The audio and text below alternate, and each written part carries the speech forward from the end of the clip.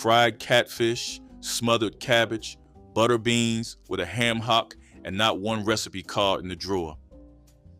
In the 1950s, black housewives across the South cooked all of them by feel. The flour went in by the handful, the salt went in by the pinch. Number 74 is a one skillet supper that fed a family of 6 on almost nothing. The biscuit at number 31 was measured with nothing but the palm of a hand.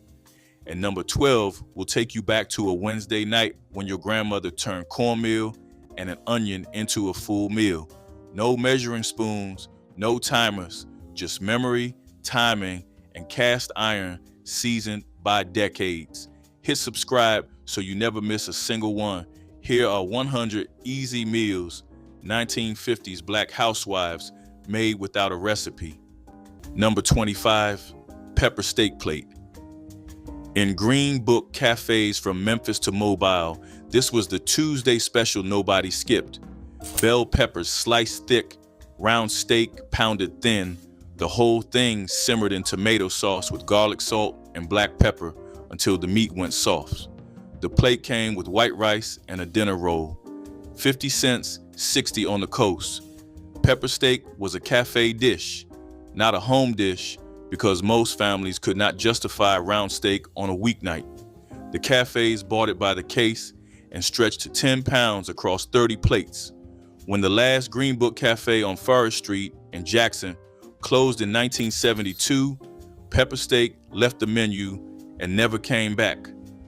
You can find pepper steak at Chinese American carryouts today, but the Southern Cafe version, slow braised and seasoned for a different palate, exists only in memory. Number 25, tomato gravy and rice. A can of tomatoes from the corner store cost a dime in 1954. A scoop of bacon grease sat in a coffee tin behind the stove, free because nothing got wasted in that kitchen. She melted the grease in a cast iron skillet, stirred in a heaping spoonful of flour, and let it brown like the color of a paper bag. Then the tomatoes went in, juice and all, and she beat them with the back of the spoon until the gravy turned a deep rust red. White rice from a 5-pound sack was already simmering on the back burner. She ladled the gravy over the rice in chipped ceramic bowls and called the children in from the yard. You could feed a working family of 6 for 16 cents on a Tuesday night in Greenville, Mississippi. The thing is, the dish didn't need meat to taste like dinner. The grease did the work. Your grandmother knew that. The grocer never did. Number 25, liver and onions over rice.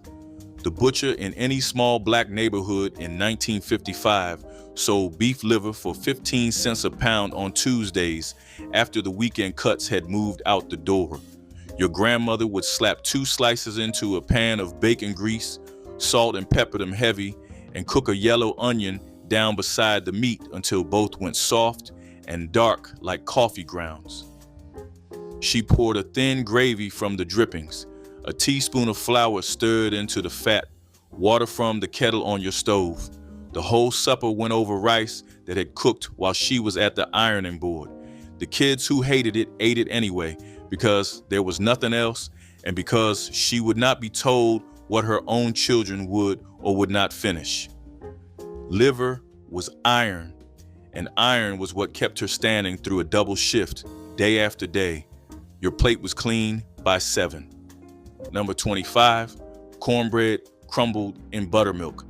This was not a recipe. This was what your grandmother ate when she thought nobody was watching. A woman in Selma, Alabama, would take a leftover square of cornbread from the night before, crumble it into a tall glass of cold buttermilk, and eat it with a long spoon while standing at the kitchen counter. No plate, no fuss, just cornmeal and tang. In the 1950s, buttermilk was cheap. You could get a quart for less than 15 cents in most parts of the rural South. The cornbread was already made, already paid for. This was a breakfast that cost almost nothing and took less than a minute to prepare. Some women added a pinch of salt. Others added nothing at all. The cornbread soaked up the buttermilk and turned soft, almost like a pudding. Children in rural Mississippi, Alabama, and Georgia grew up watching their grandmothers eat this standing at the sink before dawn. By the 1980s, it was gone from most kitchens. Your grandmother did not call it a recipe. She called it Tuesday. Collard greens with salt pork were a survival dish that filled pots across Black households in the 1950s, stretching meager ingredients into meals that lasted for days. Salt pork scraps, often overlooked by wealthier buyers, flavored the greens with smoky richness while providing just enough fat to make them satisfying. The collards themselves were homegrown or picked up cheaply from markets, making the dish accessible even when money was scarce.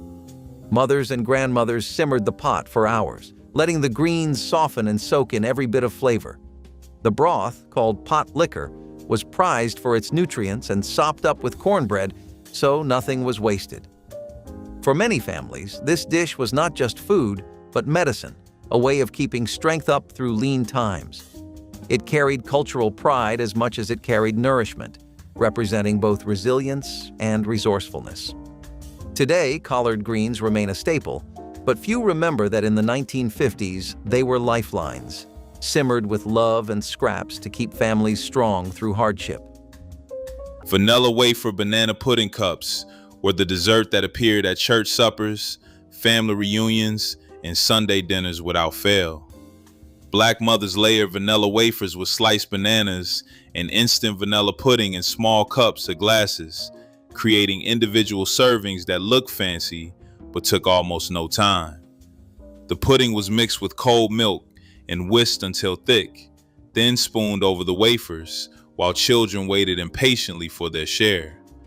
As the dessert sat, the wafers softened and absorbed the creamy pudding, creating a texture that melted on the tongue. Mothers made these in assembly line fashion, filling a dozen cups in minutes while dinner finished cooking. The combination of sweet vanilla, fresh banana, and tender cookie satisfied every craving without heating up the kitchen. Seasoning the skillet with bacon grease was ritual passed from mother to daughter in Black kitchens throughout the 1950s South. After every use, grandmothers wiped their cast iron clean with a cloth, never soap, then rubbed warm bacon grease across the surface while the pan still held heat. This created a natural coating that deepened with every meal. The grease filled tiny pores in the iron, preventing rust and creating a glossy finish that announced years of careful tending. Children watched closely, understanding that a well-seasoned skillet was family treasure. Some pans had been seasoned for decades, their surfaces smoother than any modern coating. The grease added subtle depth to everything cooked afterward, meaning eggs carried traces of yesterday's breakfast. This technique transformed ordinary iron into heirloom vessels. Every Black kitchen in the 1950s had a coffee can sitting on the back of the stove, and if you grew up in one of those houses, you already know what was inside. Bacon grease, drippings from pork chops, the rendered fat from whatever meat came through that skillet last Tuesday. Your mother never bought cooking oil if she could help it. She poured from that can instead, and the flavor it carried was deeper than anything a bottle from the store could give you. That grease-seasoned green beans, fried eggs in the morning, slicked the bottom of a cornbread pan, and started the roux for Sunday gravy. The can itself was never washed, never emptied completely, just layered week after week with the memory of every meal that came before it. A spoonful of that old grease held the taste of months of cooking in a single drop. The health department would have had something to say about it. Your mother would have had something to say right back. Southern potato salad was not just food, it was a test. Every woman at the fellowship table understood this, even if nobody said it out loud. The potatoes were boiled whole until just tender, then cooled, peeled, and cubed, never overcooked, because soft potato made runny salad, and runny salad was a judgment passed in silence. The dressing was mustard-based, mayonnaise, yellow mustard, sweet pickle relish, diced onion, celery, hard-boiled eggs, salt, and black pepper. None of them wrote it down. You learned it by watching the ratio, how long she held the mustard over the bowl before tilting the jar, what color the dressing turned when it was right. At church homecomings through the 1950s, bringing the potato salad meant accepting public evaluation. The women who had earned the right to bring it were known. The ones who tried before earning that right were also known. When the elder who made it right stopped coming, the salad everyone else brought was fine. It was never quite that. Number 25, scrambled eggs stretched with bread. In a kitchen where 6 children needed supper and the icebox held 4 eggs, a mother in Greenville, South Carolina, tore day-old bread into small pieces, soaked them in a splash of milk, then scrambled everything together with the eggs and bacon grease until the bread disappeared into the curds. The plate looked full. The children did not know half of what they were eating was bread. A loaf cost 14 cents in 1952. Eggs was 60 cents a dozen, 5 cents per egg stretched across 6 plates with 10 cents worth of bread. That was the math. That was every night. Mothers across the South did not have cookbooks for this. They had instinct sharpened by decades of making something look like enough when it was not. A child went to bed thinking they had eaten eggs. The mother knew the truth, but the child was full, and that was the only arithmetic that mattered. Number 25, sweet potato pie. This was not pumpkin pie with a different name. This was its own creation, built from a root vegetable that traveled from West Africa to Southern soil and ended up on every holiday table in every black household from Alabama to Chicago. Your mother peeled the sweet potatoes, boiled them soft, mashed them with butter and sugar and cinnamon and nutmeg, added eggs and evaporated milk, and poured it all into a crust she made from flour and lard. The whole pie cost about 40 cents in 1963. In some families, sweet potato pie showed up at Thanksgiving, Christmas, Easter, and every funeral in between. A woman in Memphis named Ora Lee Johnson made 11 of them every Thanksgiving for her church. She used to say that pumpkin pie was for people who did not know any better. That was tradition. Salmon patties showed up at least once a week in most African American households through the 1960s, and the way she made them had nothing to do with the recipe card. A tall can of pink salmon got emptied into a bowl, bones included. The liquid drained, but set aside to pour over rice later. Crackers went in next, not breadcrumbs, crushed between her palms, right over the bowl, along with a beaten egg, diced onion, a spoon of mustard, black pepper, and salt. The mix got shaped into thick rounds and pressed firm so they'd hold together in the grease.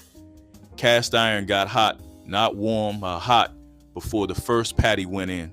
You could hear the difference between a skillet that was ready and one that wasn't. She knew by the sound. They fried golden and crackling on the outside, tender all the way through. Nobody who grew up eating them can explain what she did differently. They just know nobody else gets it right. The lemon icebox pie sat on the second shelf of the refrigerator, covered with a dish towel, and you knew better than to touch it before Sunday dinner was over. This no-bake custard pie became a fixture in African American kitchens once refrigerators became standard in the 1950s and 60s. The crust was crushed vanilla wafers pressed in with the heel of a hand, never graham crackers, because the wafer crust was softer and richer. The filling was 3 things: condensed milk, fresh lemon juice, and egg yolks whisked together until they thickened from the acid alone. She chilled it for 3 hours and finished it under the broiler with a meringue that browned at the peaks. She never measured the juice. You watched her hands and counted the lemons yourself, hoping to carry that knowledge forward. Most daughters got close. Nobody got it exactly right. Salmon croquettes were the one supper she could throw together between walking in the door and the 6 o'clock news signing off. A can of pink salmon, bones mashed right in for calcium because nothing left that bowl, mixed with a beaten egg, crushed saltines, diced onion, and a spoonful of yellow mustard, then shaped into patties and laid into a skillet of hot oil that popped the moment they hit. The trick was the leftover cold mashed potato she sometimes folded in as the binder when crackers ran short. A Depression-era substitution that black home cooks carried north through the Great Migration and never bothered to explain to anyone who didn't already know. She flipped them once, just once, and the side was always creamed English peas from a can, warmed in the same skillet after the croquettes came out. The whole thing was on the table in 12 minutes. You could follow every step exactly and still produce something that tasted almost right, but never quite right, because the missing ingredient wasn't in the recipe. It was in the hands that made it. Salmon croquettes turned a 15-cent can into something that smelled like real cooking. She drained the pink salmon, bones and all, mashing them in because those soft bones weren't going to waste, then folded in diced onion, cracker meal, a beaten egg, and black pepper until it held its shape in her palms. Cast iron hot, each patty dropped in with that flat hiss that meant the temperature was right. You didn't need a thermometer, you knew the sound. In the 1960s, a 14-ounce can of pink salmon cost less than a quarter at corner stores on Chicago's South Side and Detroit's Black Bottom, and it fed 4 people without anyone leaving hungry. The simplest question about this dish today, how do you keep them from falling apart, tells you exactly who learned it by watching and who didn't. Flour gravy over rice stretched almost nothing into something warm and filling. Black housewives heated bacon drippings in a cast iron skillet, sprinkled in flour and stirred constantly until it turned golden brown. Water or milk was added slowly to prevent lumps, creating a thick gravy seasoned with salt and pepper. Poured over white rice, it became dinner for an entire family. The gravy carried the essence of whatever meat had been cooked before, absorbing flavors from pork chops or fried chicken. Children asked for seconds because it tasted rich, despite costing almost nothing. Mothers made it when the pantry was bare, but mouths still needed feeding. It was survival food that felt like comfort, proof that skill could transform simple ingredients into something memorable.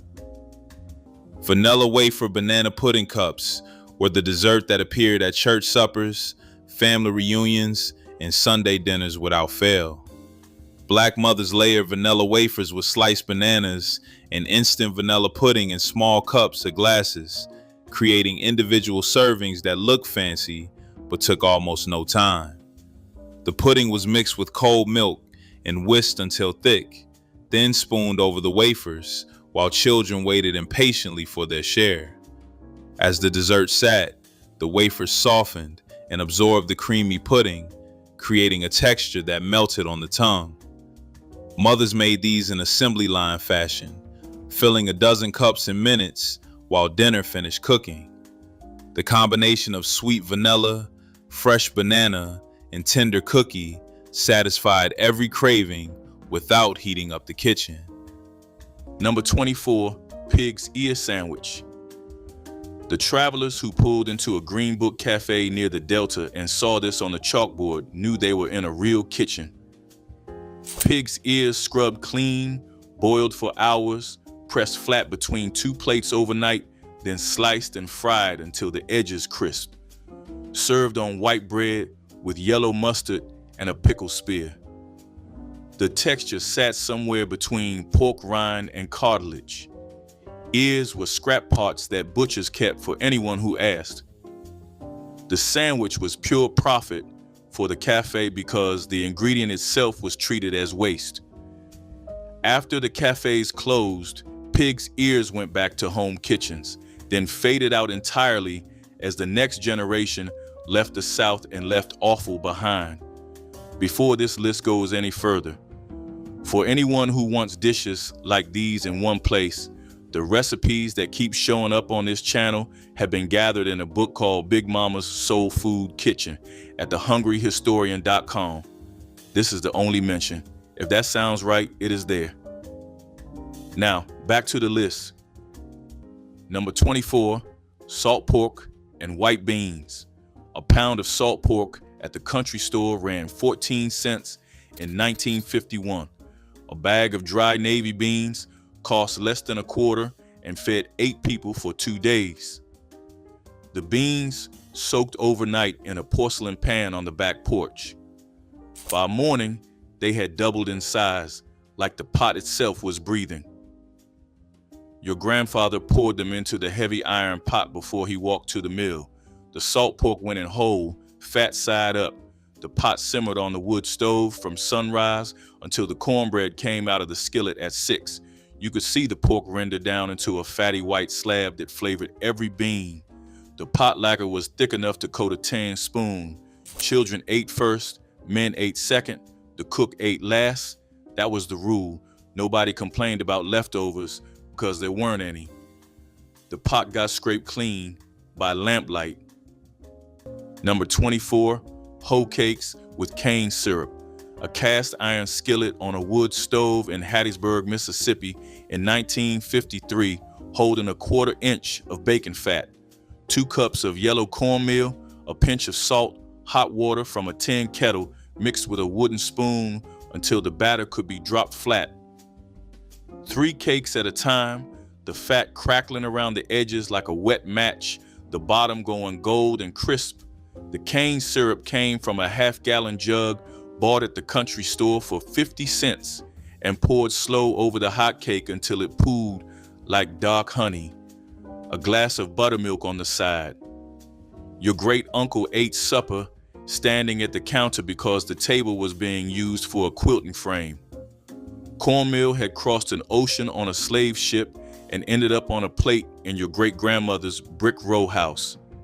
The skillet was older than the cook. Number 24, sweet potato and leftover pork. In Tuskegee, Alabama, in the 1950s, a study by the Department of Agriculture found that fat salt pork, cornmeal, and molasses were the staple foods in most black households. So when there was a piece of pork left from supper, it did not get thrown away. A woman in rural Alabama would slice a cold sweet potato from the night before, fry it in the leftover pork grease alongside whatever scrap of meat remained, and serve it with a biscuit. That was breakfast. Sweet potatoes were everywhere in the South. They grew in the small plots that black families kept behind their houses, the same way their ancestors had grown them for generations. The potato was free, the pork was already cooked, the grease was already in the pan. This was not leftovers. This was planning. And it was the kind of breakfast that disappeared when refrigerators got bigger and people started throwing food away. That used to be unthinkable. Cornbread skillet bread was the backbone of countless meals, baked right in heavy cast iron pans that turned simple batter into golden, hearty wedges. Made from cornmeal, water, salt, and whatever fat was on hand, it could be cooked quickly and fed an entire family. When wheat flour was too expensive, cornbread became the daily bread that anchored suppers and breakfasts alike. Its dense texture soaked up pot liquor from greens, carried gravies, and stretched stews into something more filling. Families treasured it because it required almost no special ingredients, just the basics from fields and pantries. Sweetened versions were rare in poor households, where every grain of sugar was saved, so the bread was most often savory and practical. Served hot from the skillet, it provided warmth and comfort on cold nights, eaten plain or with a dab of molasses if someone was lucky. Cornbread skillet bread was not just a side, it was survival itself, versatile, cheap, and woven into the rhythm of life. Jell-O with fruit cocktail was the jewel-toned dessert that sparkled on tables across black households throughout the 1960s. Mothers dissolved bright red, orange, or green gelatin powder in hot water, stirred in cold, then folded in canned fruit cocktail before chilling. The result was a wobbly, sweet treat that children found endlessly fascinating, watching the suspended fruit pieces float in the colorful gel. It required no cooking beyond boiling water and could be made the night before, freeing mothers for other tasks. The dessert appeared at potlucks in decorative molds, at home in simple bowls, and always drew smiles from children who loved its bouncy texture. Fruit cocktails stretched the dessert further, making one box of Jell-O feed the whole family with fruit in every spoonful.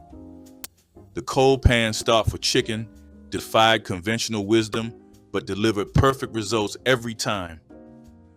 Black grandmothers placed seasoned chicken pieces into a cold cast iron skillet with solid shortening, then turned on the heat. As the pan warmed slowly, the fat rendered gradually, allowing the coating to set before the fierce sizzle began. This prevented flour from falling off and ensured the crust adhered perfectly. The chicken fried itself as temperature climbed, developing deep golden color without burning. Kitchens filled with gentle popping that grew louder as heat intensified. Children learned to judge doneness by ear as much as sight. This method required trust and patience with the slow build, but it produced crispier, more evenly cooked chicken than any hot star method could achieve. Poured what was left of the milk into a pitcher, then filled the bottle halfway with water and shook it. Nobody talked about it at the table. You drank what was in your glass, and you were grateful, because in a house with 5 or 6 mouths, a single quart had to last until Friday. Some mothers mixed whole milk with powdered milk to stretch it further, a trick carried forward from the Depression years and never abandoned. The powdered stuff came in a government surplus box in some households, and blending it with whatever real milk was left gave it just enough richness to pour over cereal or stir into coffee without complaint. In the 1950s, a quart of milk cost about 25 cents, and when you were feeding a family on a few dollars a week, every quarter mattered. The children never knew the difference. Years later, when they tasted whole milk at a friend's house for the first time, it hit them, thick, sweet, almost heavy. And right behind that taste came the quiet understanding of what their mother had been doing all along. Deviled eggs went to church under a different name. You could not put the word devil on the fellowship table, not in those kitchens, not in those congregations, so they were called dressed eggs or salad eggs or simply the eggs, and everyone understood exactly what they were. The preparation was precise. Hard-boiled eggs, halved lengthwise, yolks mashed with mustard, mayonnaise, sweet pickle relish, salt, and a touch of vinegar, then piped a spoon back into the whites and dusted with paprika. The paprika was mandatory, not for flavor, but for finish. The visual signal that the eggs were complete. Church, women who made them brought a specific deviled egg plate, an oval platter with molded indentations for each half, which kept them from sliding and which was understood to belong to the woman who owned it the way a cast iron skillet belongs to whoever seasoned it. These plates are in estate sales now, the eggs long gone from the tables they once anchored. Number 24, buttermilk and cornbread. A bowl, a piece of cold cornbread left from yesterday, a glass of buttermilk poured over the top. You crumbled the cornbread into the buttermilk with your fingers the way your grandmother did and her grandmother before that, and ate it with a spoon. The cornbread softened in the tangy liquid and became something between cereal and bread pudding. Cold, sharp filling. No stove required, no heat, no effort beyond lifting a spoon. Generation after generation, the same bowl, the same spoon. Buttermilk cost 20 cents a quart in the 1950s. Cornbread was already on the counter because cornbread was always on the counter.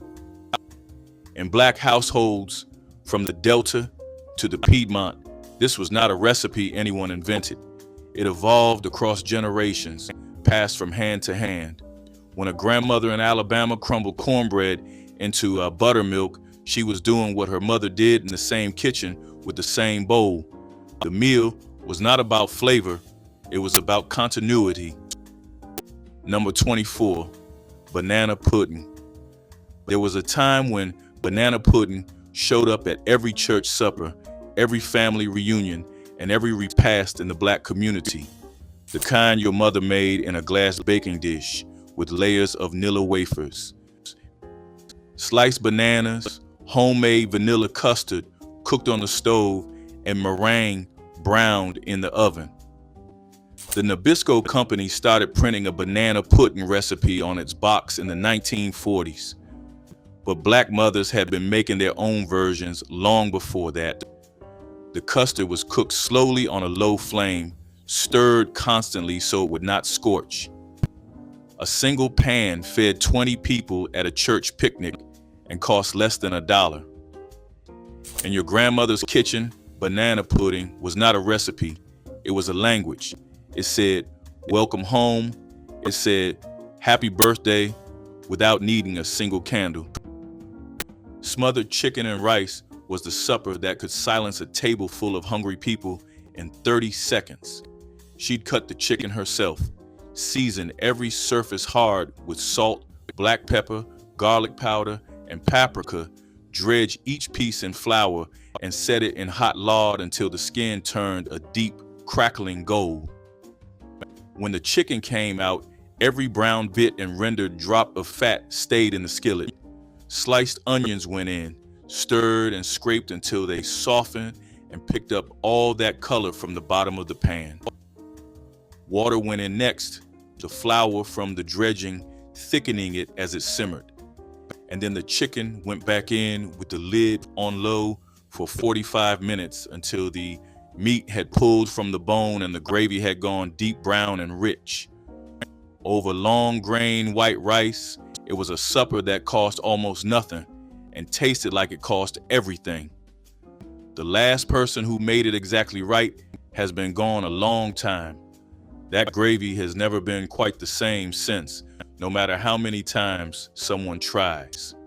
You had never seen a cake with something hidden inside it until she made the sock it to me cake. And once you did, you understood that baking could have secrets.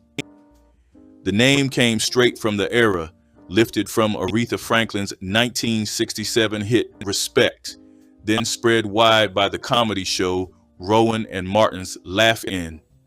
Duncan Hines printed a version on the back of a boxed mix, and Black Southern bakers built something far better from scratch. The cake was a dense sour cream pound cake, but the inside held the revelation, a swirl of brown sugar, cinnamon, and chopped pecans that stayed hidden until you cut the first slice. She mixed the streusel by hand, pressed it into the center of the batter, and covered it with the remaining cake. A thin vanilla glaze ran into the grooves when it came out of the bundt pan. Church potlucks, family reunions, holiday tables, this cake showed up and showed out. Women who brought it were asked for the recipe. They said it was simple. It was. Knowing what to put inside was the whole point. Tomato gravy over rice was what happened on the nights when the money was thinner than the pot. A can of whole tomatoes crushed by hand, she never used a knife for that, dropped into bacon drippings with diced onion and a pinch of sugar to cut the acid, simmered until the tomatoes broke down into something thick and brick red and alive with fat. Spooned over a mound of white rice, done in 15 minutes, filling the plate like something that had taken all afternoon. What the rest of the country didn't understand was that this dish had roots older than anyone in that kitchen. Stewed tomatoes and rice traveled a direct line back to West African jollof traditions carried by enslaved people into the Gula, Geechee coastal kitchens of South Carolina and Georgia and spread inland with every generation that moved. She never called it jollof, she called it supper. The taste was the same. Smothered cube steak was the weeknight miracle that made a cheap, tenderized cut taste like something a family had worked all day to deserve. She dusted each piece in seasoned flour, salt, black pepper, garlic powder pressed in by hand, then laid them into hot oil and didn't touch them until the crust was set, because flipping too early was how you lost the bark she'd spent years getting right. Once browned, she built the gravy in the same skillet, scorched flour bits lifted with water, onion rings laid down flat, everything simmered dark and glossy. The steaks went back in, covered low heat, 30 minutes until they cut with the side of a fork. Cube steak, mechanically tenderized, top round, was sold in black neighborhoods at a fraction of sirloin's price. The gravy did the work the price couldn't. She made this on Wednesdays, always Wednesdays, and the smell met you at the front door before you touched the knob. Nobody makes it on Wednesdays anymore. Nobody makes it at all. Salmon croquettes were a Friday night tradition made from canned salmon mixed with eggs, onions, and cracker crumbs to hold everything together. Housewives shaped the mixture into patties by hand, never measuring, relying on feel to know when it was ready. Fried until golden and crispy on the outside, the croquettes had a tender, flaky interior that tasted better than the humble origins suggested. Served alongside rice or grits with hot sauce, they turned a simple can of fish into a feast. Canned salmon was affordable and shelf-stable, perfect for families watching every penny. Children loved the crispy edges, often fighting over the last patty.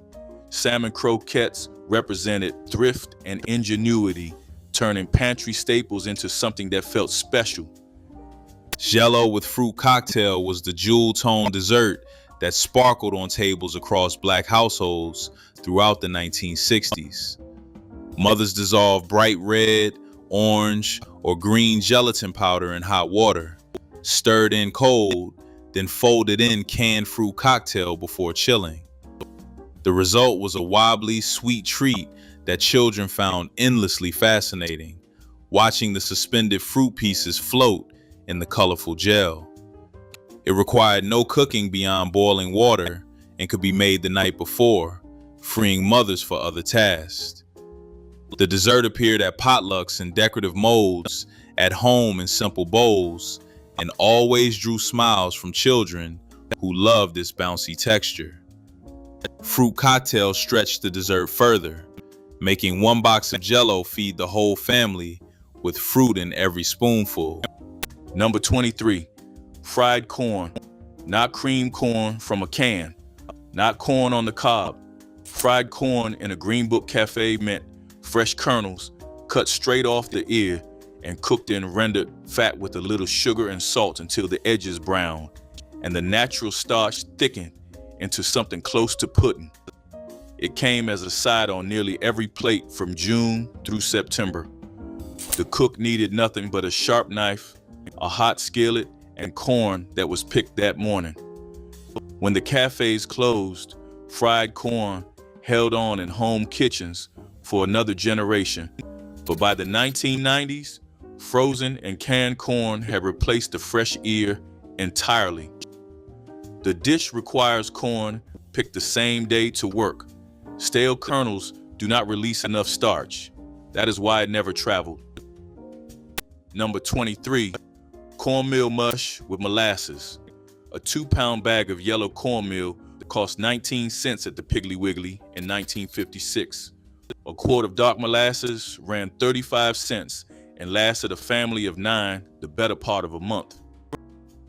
Your grandmother boiled water on the wood stove, salted it, and rained the cornmeal in through her fingers like sand through a sieve while she stirred with a long-handled wooden spoon. You'd see the mush thicken up in 8 minutes flat. It pulled away from the sides of the pot like dough from a bowl.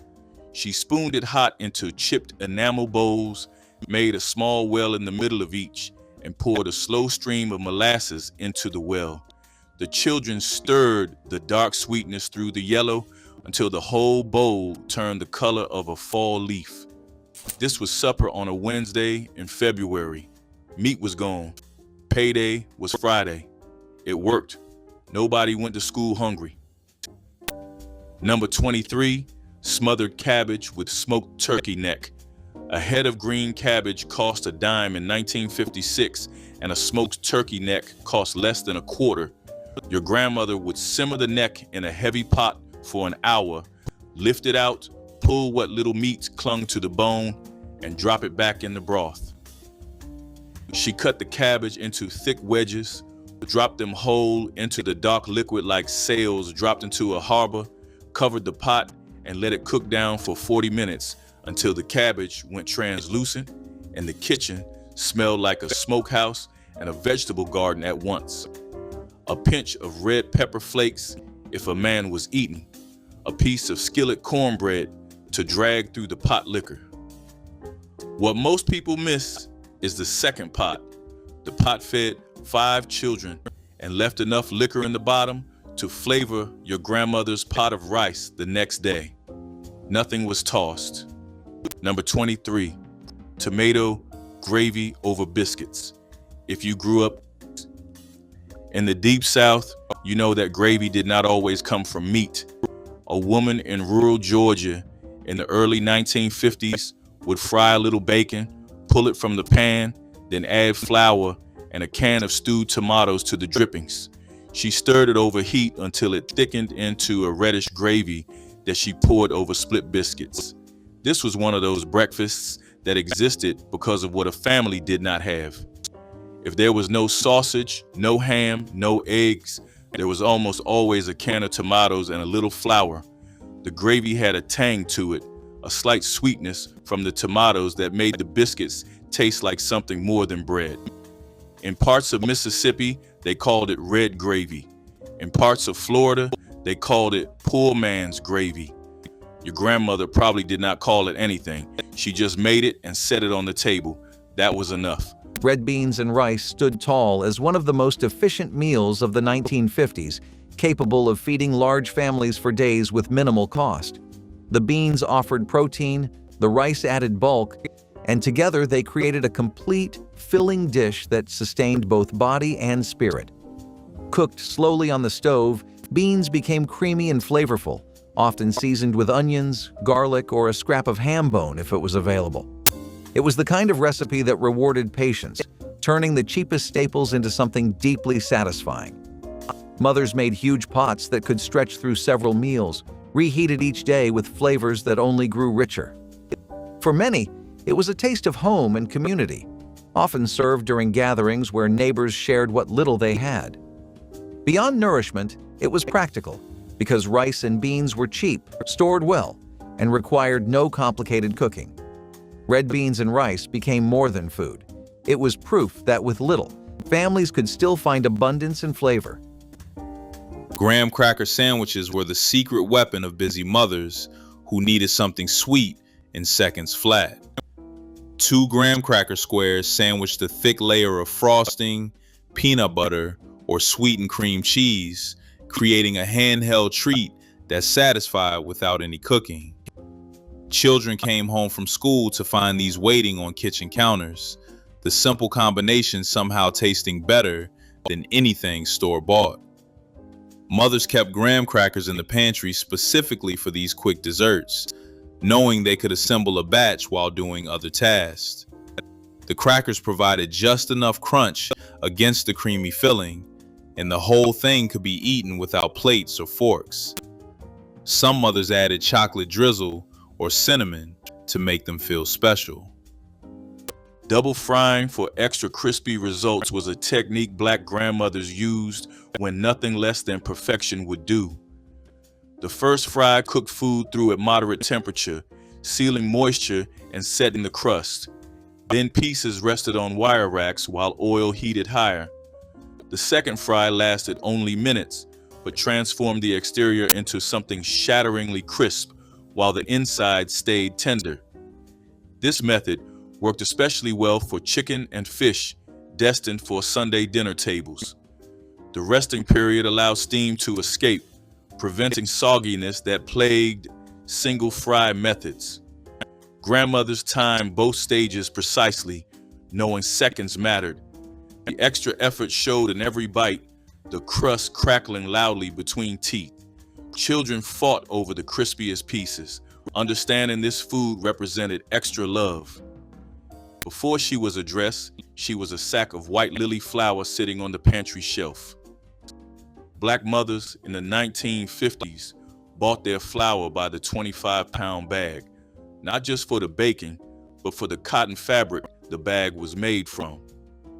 Once the flour was gone, the sack was washed, bleached in the sun, and cut into kitchen towels, dish rags, or strips for bandaging a scraped knee. The women who were especially skilled with a needle could turn 2 or 3 sacks into a child's dress, an apron, or a set of curtains for the kitchen window.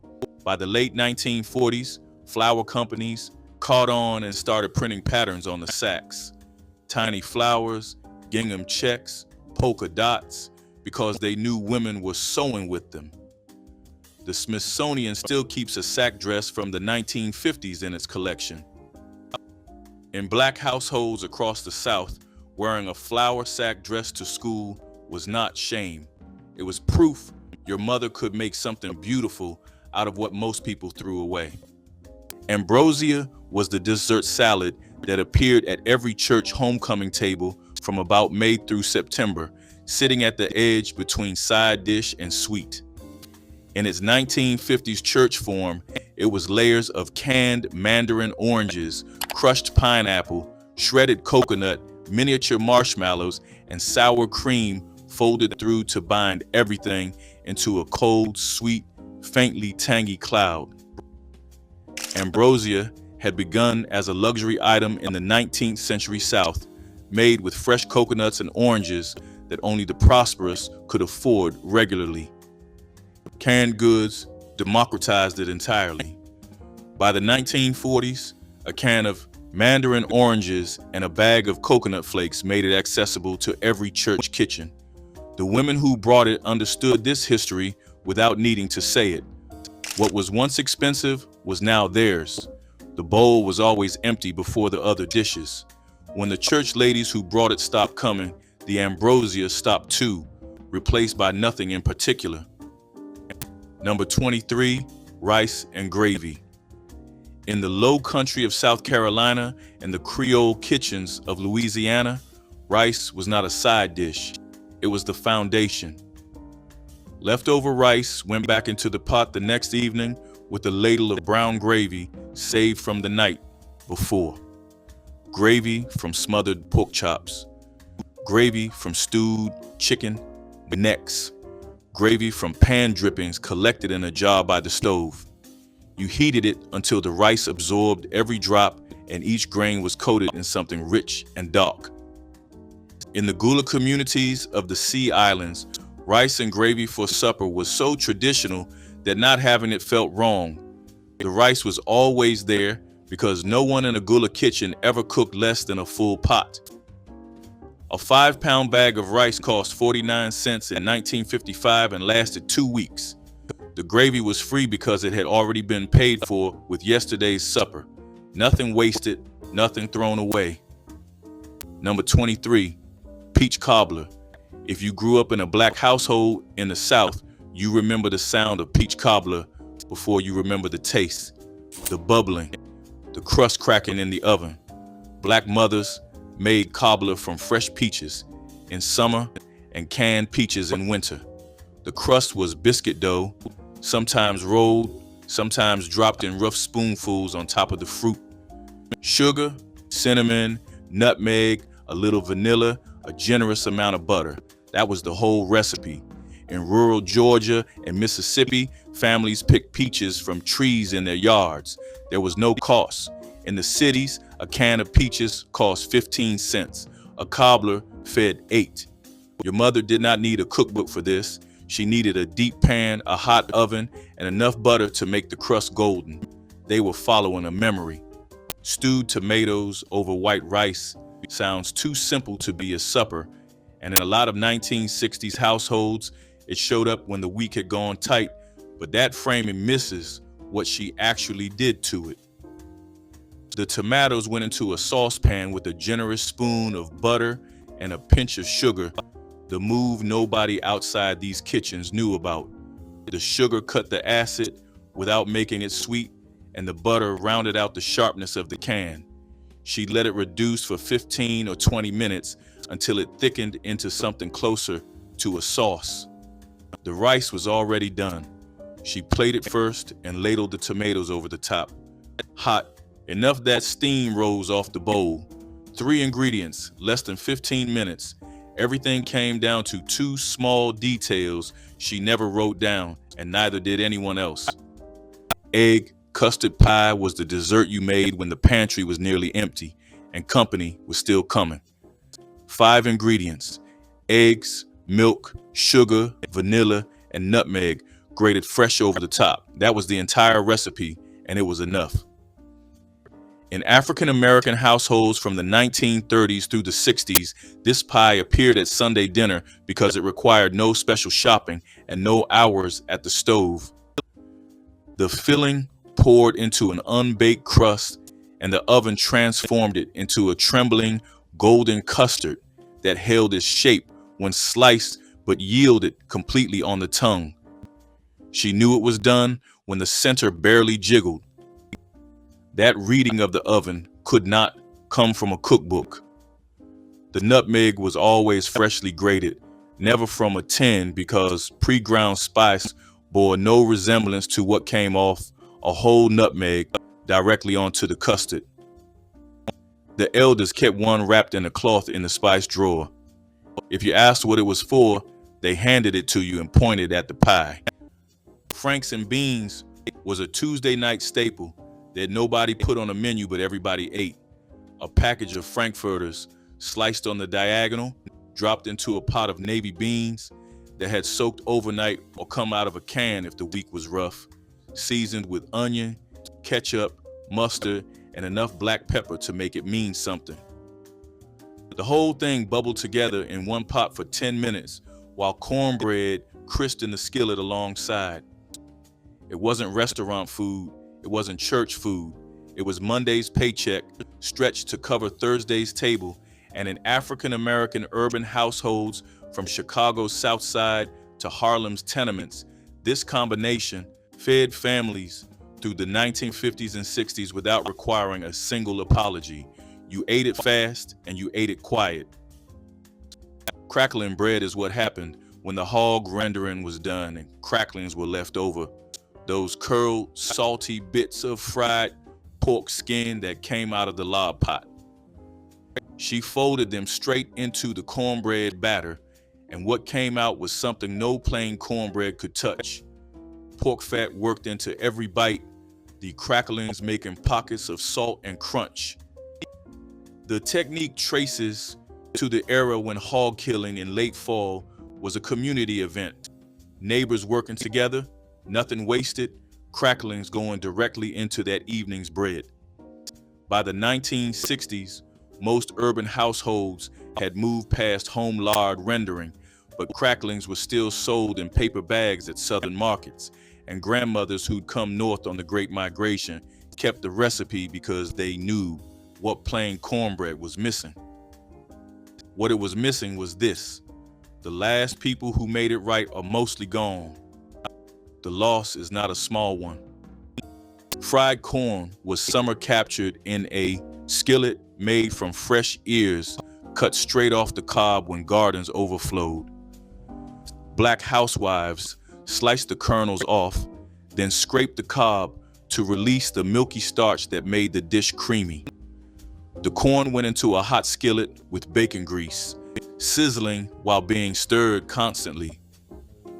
Salt, pepper, and sometimes sugar balanced the flavors, while natural starch thickened everything into a custard-like consistency.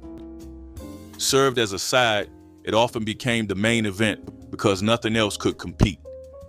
Families gathered around bowls of fried corn, eating it with cornbread alongside fried chicken. The dish required no measurements because every cook knew by sight and smell when it was done. Fried corn connected families to their gardens and the satisfaction of eating what they grew. Graham cracker sandwiches were the secret weapon of busy mothers who needed something sweet in seconds flat. 2 graham cracker squares sandwiched a thick layer of frosting, peanut butter, or sweetened cream cheese, creating a handheld treat that satisfied without any cooking. Children came home from school to find these waiting on kitchen counters, the simple combination somehow tasting better than anything store-bought. Mothers kept graham crackers in the pantry specifically for these quick desserts, knowing they could assemble a batch while doing other tasks. The crackers provided just enough crunch against the creamy filling, and the whole thing could be eaten without plates or forks. Some mothers added chocolate drizzle or cinnamon to make them feel special. Number 22, rice and tomato gravy.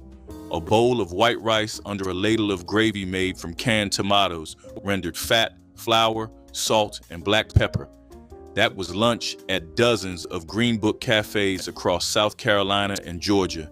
Some cooks added a slice of onion or a splash of Worcestershire. Most did not. The gravy was thin, almost a soup, and it stained the rice pink. Families called it tomato gravy or red gravy, depending on the county they came from. No restaurant today puts rice and tomato gravy on the menu. It is too simple, too poor, too honest about where it came from. The market decided it was not worth selling. Number 22, neck bones with rice and gravy. A pound of pork neck bones cost 12 cents at the back counter where black customers were served in 1953. The neck bones were 90% bone, but the meat that clung to those bones was the sweetest meat on the hog. Your grandmother boiled them slow with onion, black pepper, and a bay leaf for 2.5 hours until the meat fell off and the broth turned the color of weak tea. She fished out the bones, thickened the broth with a flour roux, and ladled the gravy over a mountain of white rice like a flood over a riverbank. The bones went on a separate plate. You watched the children suck the marrow out before they touched the rice. A working family of 7 ate this supper for under 30 cents. She called it Tuesday food. The grandkids in Detroit would later call it home. Number 22, salmon croquettes with white sauce. The 15-ounce can of pink salmon at the corner grocery cost 49 cents in 1957, and your great aunt in Detroit could feed 4 people from one can. She drained it, picked out the soft round bones with her thumb, mashed the meat with a fork like pulling a thread, and stirred in a beaten egg, a half cup of cracker meal, a chopped onion, and a dash of black pepper. 6 round patties, fried in hot bacon grease until the outside went brown and crisp. While the patties drained on a brown paper bag, she made a white sauce from the drippings, 2 spoons of flour, and a tin of evaporated milk. The sauce went over your rice, the patties on top. The salmon was leftover Friday food in any white house. In a black house, it was a Tuesday supper that tasted like Sunday. Number 22, buttermilk biscuits with cane syrup. In the 1950s, a lager cane syrup was a staple on black breakfast tables across the South. Women in Mobile, Alabama, would pull a pan of biscuits from the oven, split each one open, lay a pat of butter inside, and pour a ribbon of dark cane syrup over the top. That was the whole breakfast some mornings, just biscuits and syrup. The Alaga brand was so popular in black households that the company marketed directly to African American communities for decades. A bottle cost about 20 cents in 1955. The syrup was thick, dark, and had a deep sweetness that refined sugar could not match. Children soaked their biscuits until the bread was almost translucent. The syrup pooled on the plate and you used your finger to get the last of it. This was not poverty. This was simple. This was a woman turning flour and sweetness into something her children remembered for the rest of their lives. They were following a memory. Pig's feet. Stew was the definition of making do with what others threw away, transforming discarded cuts into rich, savory meals. Pig's feet, cheap and often overlooked, were simmered for hours until the meat turned tender and the broth deep with flavor. Families paired it with vegetables like onions, carrots, or potatoes if they had them, stretching the stew further. The collagen from the feet created a thick, silky broth that felt more luxurious than the ingredients suggested. In many communities, this dish became a quiet source of pride, proving that nothing needed to be wasted. It reflected a deep cultural knowledge of how to coax nourishment from humble parts of the animal, keeping bellies full when options were few. Often served with cornbread, it was hearty enough to carry families through cold evenings and lean times. Pig's feet. Stew may not have looked glamorous, but it told a story of resilience and survival that carried across generations. Instant chocolate pudding revolutionized weeknight desserts in Black households during the 1960s, transforming 3 minutes of whisking into creamy satisfaction.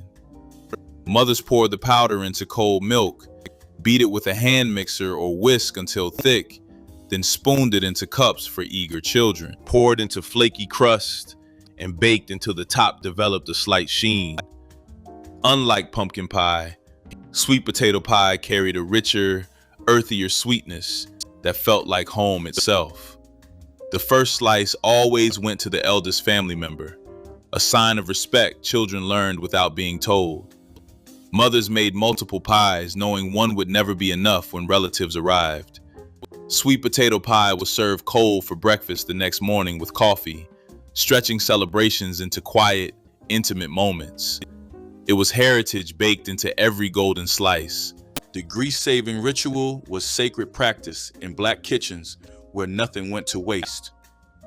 After frying, grandmothers let grease cool slightly, then strained it through cheesecloth into ceramic crocks kept beside the stove. This collected grease contained concentrated flavor from countless meals, bacon, chicken, fish, all mingling into liquid gold. The containers were never washed, only replenished, creating layers of seasoning that deepened over months. When cooking began, a spoonful of saved grease went into the skillet first, adding depth that fresh oil could never provide. Children understood this murky fat represented economy and flavor combined. The ritual continued daily without fanfare, simply part of kitchen rhythm. Modern cooks might cringe, but this technique delivered taste that made even simple vegetables memorable. You tore a sheet of aluminum foil to cover a dish, and when the food was gone, you did not ball that foil up and throw it in the trash. You wiped it clean, folded it smooth, and set it aside for next time. In some houses, the same piece of foil covered the leftover beans on Monday, wrapped a sandwich on Wednesday, and lined the bottom of the broiler pan on Saturday night. Foil was not cheap in the 1950s. A roll of Reynolds wrap cost more than a loaf of bread, so every sheet was treated like it had a second and third life in it. Some women even ironed their used foil flat between two dish towels to get the wrinkles out. Children who brought reused foil to school around their lunches carried a quiet marker of a household that wasted nothing and apologized for even less. The wrinkled, softened foil told a story no grocery receipt ever could. Stewed chicken and rice was started the morning of service, sometimes the night before. The bird, a whole hen, not a fryer, because a hen's age meant fat and flavor a young chicken couldn't give, went into the pot with onion, celery, garlic, bay leaves, black pepper, and water to cover. It simmered on low for 2 hours minimum, never boiled hard, because hard boiling makes the meat stringy and clouds the broth. When the meat came off the bone in clean pieces, the broth was strained, the rice stirred and raw to cook in the liquid until it absorbed every bit of flavor from the long simmer. Salt was added last, always last, because the broth concentrated as it cooked. This was the dish that fed the largest number for the least cost. A whole hen stretched to 12 when the rice absorbed the broth. In church kitchens from Georgia to Illinois through the 1950s, it appeared, when the congregation was large and the budget was not. The women who made it are gone. The knowledge of how slowly to go went with them. Number 22, hoe cakes. The name came from field workers who cooked cornmeal batter on the flat blade of a garden hoe held over an open fire. By the 1950s, the hoe was gone, but the name stayed. Cornmeal, water, salt, a spoonful of bacon grease. You dropped the batter into a hot skillet and flattened it thin. 3 minutes per side, crispy outside, dense inside, ready for a pot liquor or syrup, or just eaten plain with your hands. A batch from 1 cup of cornmeal cost less than 5 cents. In the black farming communities of the Mississippi Delta, hoe cakes were the bread of the table when there was no money for flour. Enslaved people had made them for centuries. Their grandchildren still made them in the 1950s. The recipe had not changed because the recipe could not get any simpler. Cornmeal and water and heat. That was survival's whole recipe on a plate. Number 22, tea cakes. These were not fancy. They were not decorated. They were simple, round, slightly sweet cookies that black mothers baked by the dozen for Sunday visits, church picnics, and any afternoon when the children needed something before supper. Tea cakes date back to the 1700s, when enslaved people created their own version of European confections using the ingredients they had: flour, butter, sugar, eggs, vanilla, and a pinch of nutmeg.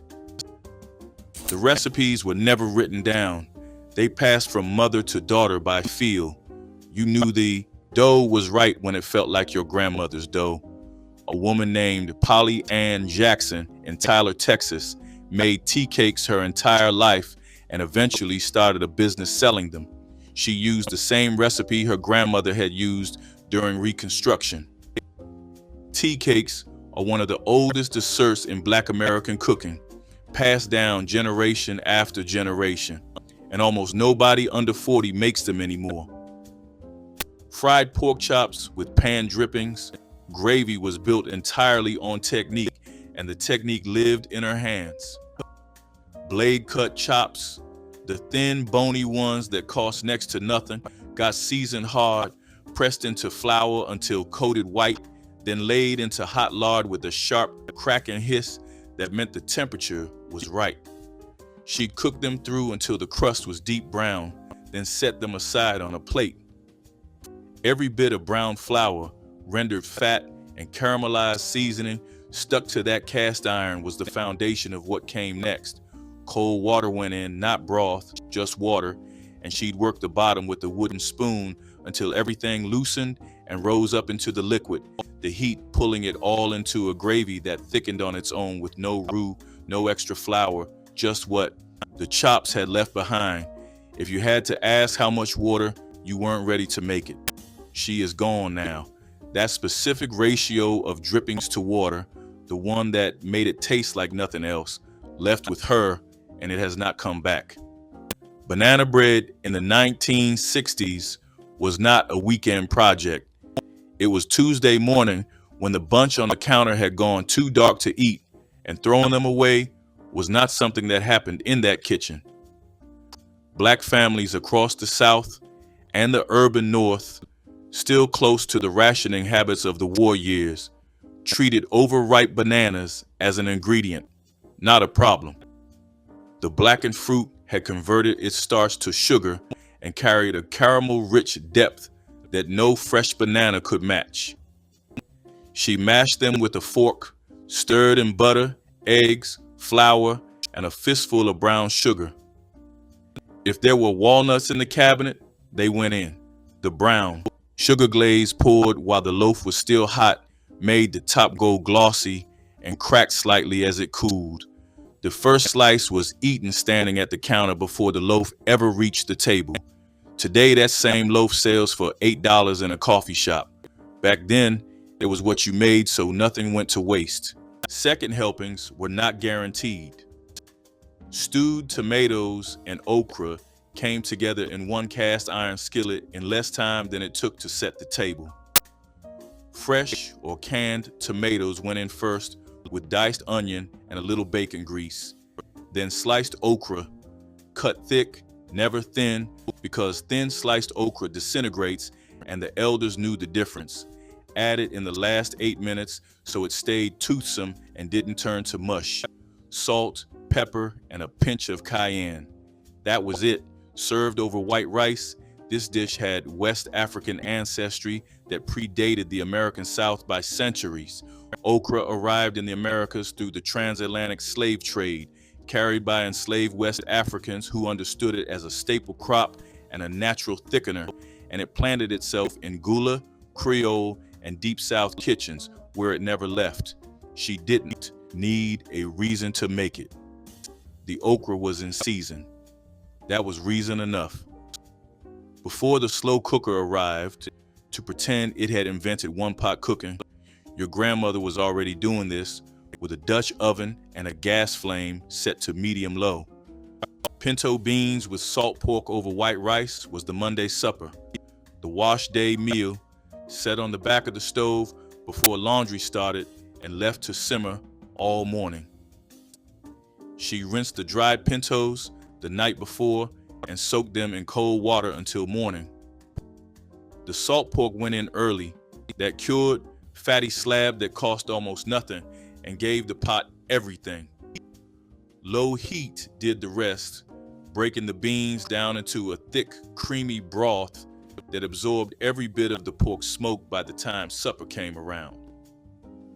Pinto beans followed black families north during the Great Migration, arriving in Chicago, Detroit, and Cleveland kitchens as a comfort that needed no adjustment for the new address. The rice went underneath, plain and white, and the beans went over, and that was enough. You ate until the bowl was clean. She is gone now. Nobody starts the beans the night before anymore. Neck bones and rice was built on patience and the wisdom of using what others overlooked. Black housewives knew that pork neck bones, sold cheaply as scraps, held rich flavor when cooked, low and slow.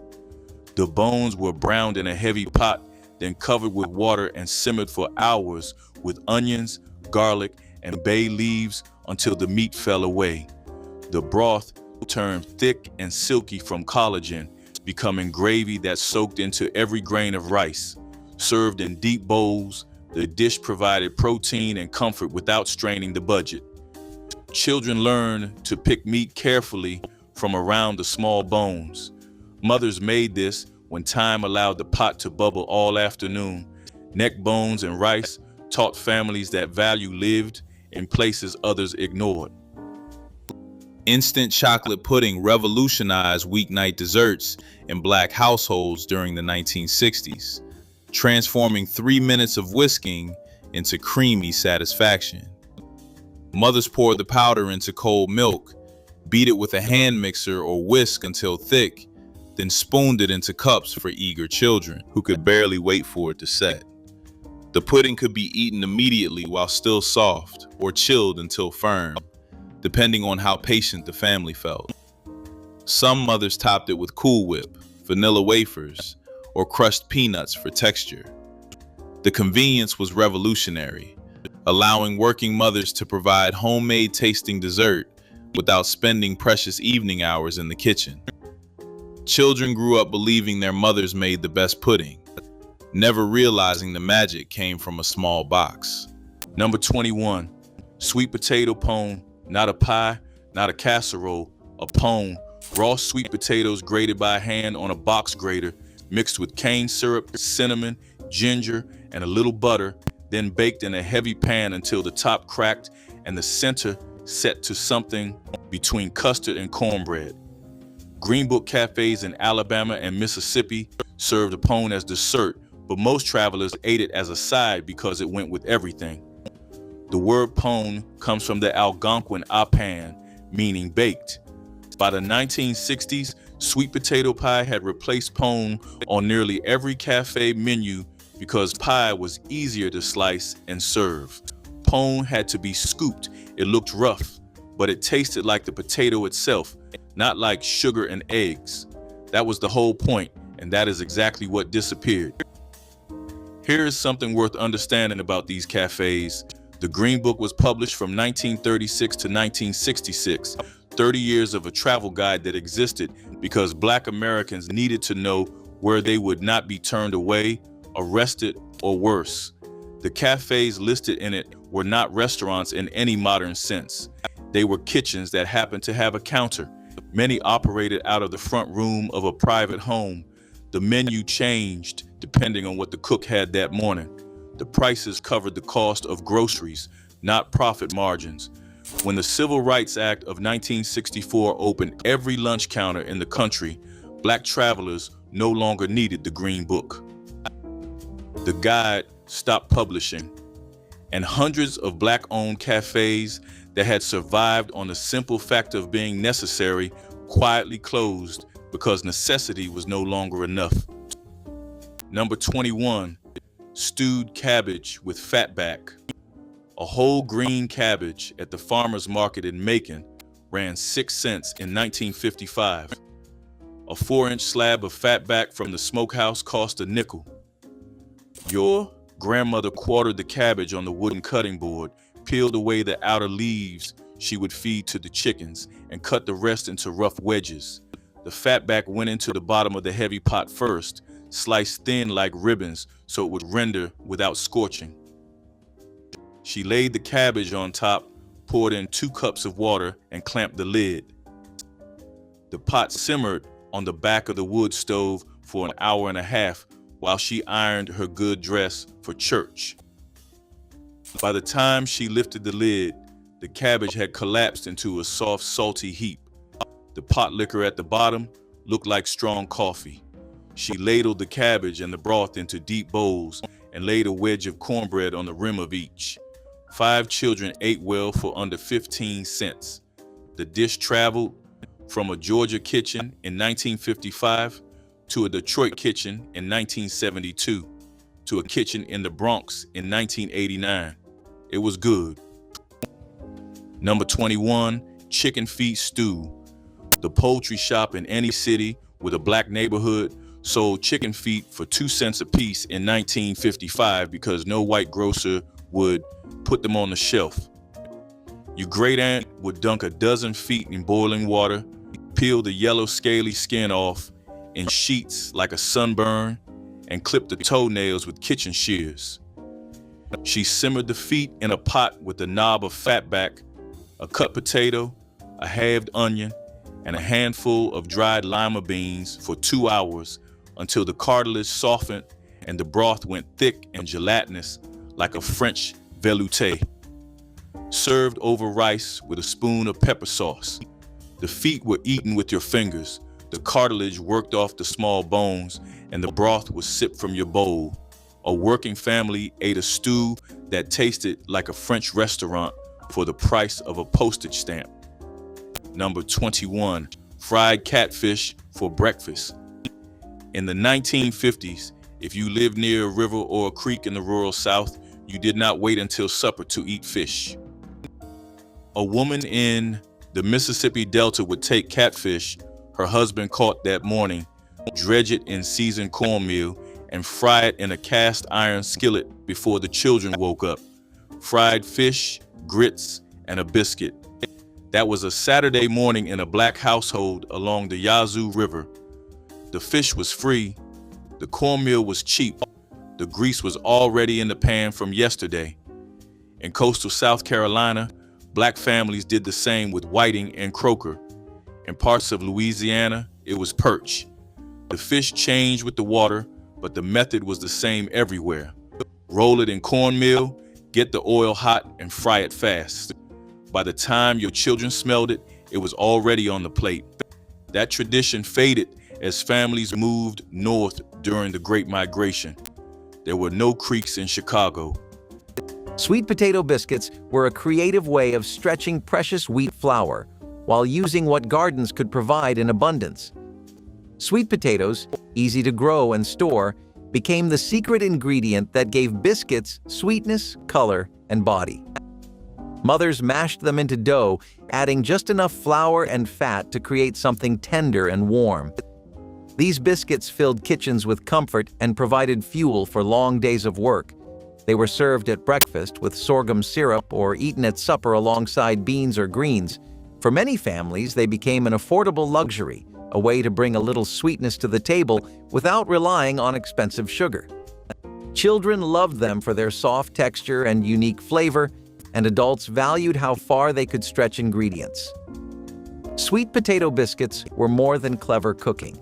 They represented a balance of necessity and creativity, proof that even in the toughest times, resourcefulness could create moments of joy.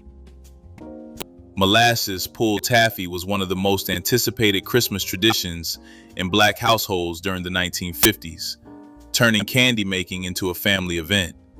Mothers boiled molasses with sugar and butter until the mixture reached hardball stage, then poured it onto greased platters to cool. Once firm enough, family members buttered their hands and began pulling, stretching and folding repeatedly until the taffy lightened and developed a glossy sheen. Children loved this part, laughing as sticky candy resisted before surrendering into smooth ropes. The pulling took 20 minutes or more, strengthening both candy and family bonds. Finished taffy was cut into pieces and wrapped in wax paper. The flavor was deep and bold, with molasses providing earthy sweetness. This was Christmas tradition made by hand. Preheating low and slow was essential wisdom that separated experienced cooks from beginners in Black kitchens of the 1950s. Grandmothers never rushed their cast iron, understanding that heavy pans needed time to heat evenly across their entire surface. A skillet placed over high flame developed hot spots that burned food in patches. Instead, the pan went over low heat for 15 minutes, the iron gradually absorbing warmth until every inch reached the same temperature. Only then would the flame increase. Children learned patience watching this process. The evenly heated surface meant chicken browned uniformly, cornbread developed consistent crust, and nothing stuck. This technique protected the seasoning too, preventing thermal shock that could damage the finish. The slow approach extended the pan's life across generations. If the grease kept the food going, the soap pot kept the house clean, and it came from the same source. Once or twice a year, a Black mother in the rural South would take the oldest, darkest grease from the kitchen, the stuff too far gone for cooking, and boil it in a large iron pot with lye water she had dripped through hardwood ashes collected from the stove. The mixture bubbled for hours, filling the yard with a sharp animal smell that stung your eyes if you stood too close. When it cooled, it hardened into a rough, yellowish bar that could scrub anything: floors, laundry, dishes, even skin if you were tough enough to take it. This was a practice that stretched back through slavery and further still to West African soap-making traditions, where women rendered shea butter and palm oil into cleaning agents long before any European brand existed. The soap companies did not want you making your own. It cut into their profits. But these women did not care. They had been turning waste into clean long before there was a label on a shelf. But years before that rice pot reached its full simmer, the cornbread dressing had already claimed the big roasting pan and the place of honor on the harvest table. Cornbread dressing was baked in its own pan, made from crumbled cornbread mixed with biscuit crumbs, sautéed celery and onion, sage, poultry seasoning, eggs, black pepper, and enough chicken broth to make the mixture wet but not soupy. The ratio of cornbread to biscuit was the secret variable. Some women used all cornbread, some mixed it half and half, and neither group believed the other was doing it correctly. In Black Southern church kitchens, through the 1950s, dressing appeared at Thanksgiving, Christmas, Homecoming Sunday, and any gathering significant enough to warrant a full spread. The woman who made the dressing held a specific position at the table. The pan is gone. The position went with her. Number 21, salt pork and gravy. Salt pork was the cheapest cut at the butcher counter. A slab of cured pork belly, mostly fat with a thin ribbon of meat running through. You sliced it thin and fried it in a skillet until the fat rendered and the edges turned crispy. Then you pulled the meat out, sprinkled flour into the drippings, stirred until golden, and poured in milk to make a thick white gravy. That gravy went over rice, over biscuits, over whatever was on the plate. The salt pork itself was almost a garnish.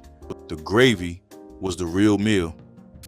In 1954, salt pork cost 29 cents a pound. A pound made gravy for a week. Black families in the rural South ate salt pork gravy the way other Americans ate butter. It went on everything. It stretched everything. It turned a plate of plain rice into supper. The taste was salt and smoke and richness. Not meat, not really, but it disguised how little actual meat was involved. Number 21, pound cake. Every black mother in the 1960s had a pound cake recipe, and every one of them believed hers was the best. The original formula was simple: 1 pound of butter, 1 pound of sugar, 1 pound of eggs, 1 pound of flour. That was it. No baking powder, no baking soda. The rise came from beating the eggs long enough to trap air in the batter. Your mother stood at the counter and creamed butter and sugar by hand with a wooden spoon for 15 minutes until her arm ached. The cake baked low and slow, sometimes for an hour and a half. A good pound cake was dense, moist, and golden. It did not need frosting. It sat on a plate under a glass dome, and it was the first thing offered to anyone who walked through the front door. In the black church, pound cake was currency. That cake was proof that someone in the house knew how to bake.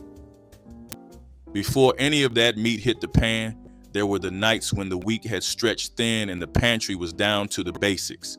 Liver and onions with skillet gravy was the supper African-American mothers in the 1960s either loved to cook or simply had to, because beef liver was among the cheapest cuts at any butcher through that decade, sometimes less than 20 cents a pound. The trick was in the onions, and the trick was time.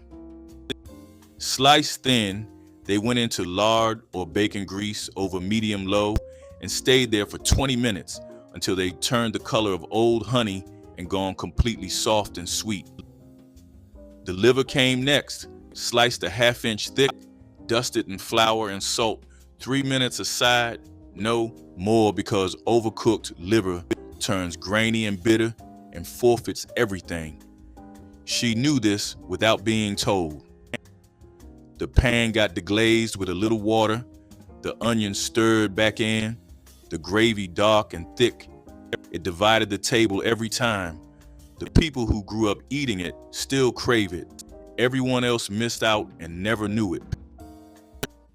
If the church potluck had one certainty, it was that somebody's grandmother had brought the sour cream pound cake, and the pan would be empty before the table was cleared. This was not the dry, crumbling version from a box. It was dense and moist in a way only a full cup of sour cream could produce, the acid reacting with the baking soda to give the crumb a tenderness that lasted 3 days.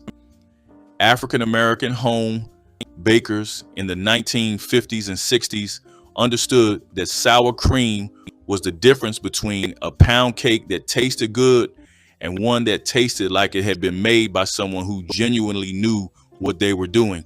No frosting on a sour cream pound cake. The golden crust was the entire presentation. She baked it in a tube pan, set it upside down on the neck of a bottle to cool, and you could not slice it warm no matter how much you wanted to. These women knew their ovens without a thermometer, by how the kitchen smelled, by when that browned butter sweetness filled the whole house. Before the canning shelf ran out in February, potted chicken with rice meant bone-in chicken pieces, thighs and drumsticks, never breast, because breast meat goes dry and she didn't raise anyone who wasted money on dry chicken. Seasoned with salt, pepper, garlic powder, and paprika, browned in a little oil until the skin went gold, then set aside while diced onion and bell pepper softened in the same pot. The rice went in dry, stirred once in the drippings to coat every grain, then the chicken went back on top, and just enough water or broth poured over to cover. The lid went on, the heat dropped. 8 minutes in, and the kitchen smelled like Sunday. She learned this method from her own mother, who had learned it in a kitchen where measuring cups didn't exist, and the only instruction was to watch until it looked right. Nobody in that house asked what was for supper twice. That pot answered every question before you finished asking it. But before beans were the last thing standing, liver and onions held the weeknight table, a dish that asked you to trust the cook before you trusted your own nose. Beef liver in the 1960s cost less than ground beef at every butcher counter in black neighborhoods and carried more iron than any muscle cut on the shelf. She sliced it thin, no thicker than her thumb, dusted it in flour, and laid it into a very hot skillet, because overcooked liver is something a person doesn't forget in a good way. The onions went in first, low and slow until translucent and sweet, and the liver finished in that same fat. Brown gravy came from the pan drippings. The secret, and it was a secret because nobody wrote it down, was a splash of vinegar into the gravy at the end, just enough to cut the richness without anyone being able to name what they were tasting. From the 1970s on, liver fell out of favor as beef got cheaper, and the connection to budget cooking felt like something to leave behind. Tomato sandwiches appeared when gardens produced more ripe tomatoes than families could eat before they spoiled. Black housewives sliced thick rounds of red tomatoes, still warm from the sun, and layered them between soft white bread spread with mayonnaise. Salt and pepper were sprinkled on top, and the sandwich was pressed so the juices soaked into the bread. It was simple enough for children to make, yet satisfying enough that adults craved it after long days. The tomatoes had to be perfectly ripe, bursting with sweetness and acidity. Store-bought tomatoes could never replicate what came fresh from backyard plots. Families ate them for lunch, dinner, and late-night snacks during the hottest months.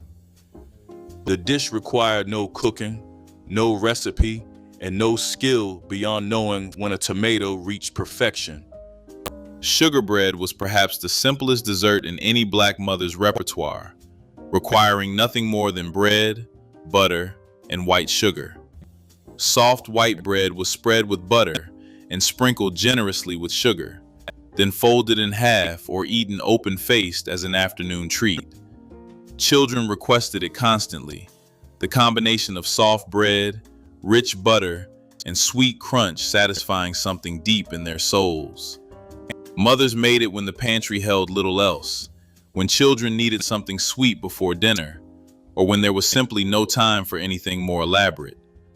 The dessert cost almost nothing and could be assembled in under a minute, making it the ultimate solution for busy households. Some mothers toasted the bread first for extra crunch, while others added a dash of cinnamon to make it feel fancy. Number 20, Country Captain Chicken.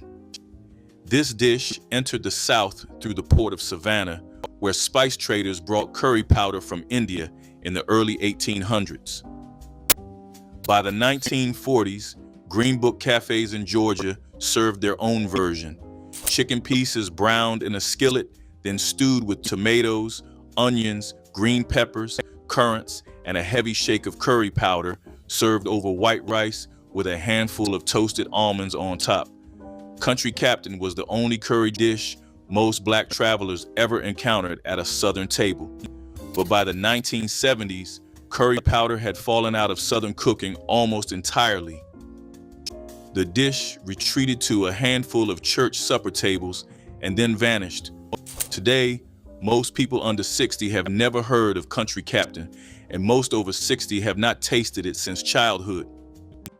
Number 20, liver and onions. A pound of beef liver cost 19 cents at the back window of the Piggly Wiggly in Birmingham in 1957, the window where black families were forced to shop. Most white shoppers walked past the liver case without looking. Your grandmother stopped there every Friday because that was payday.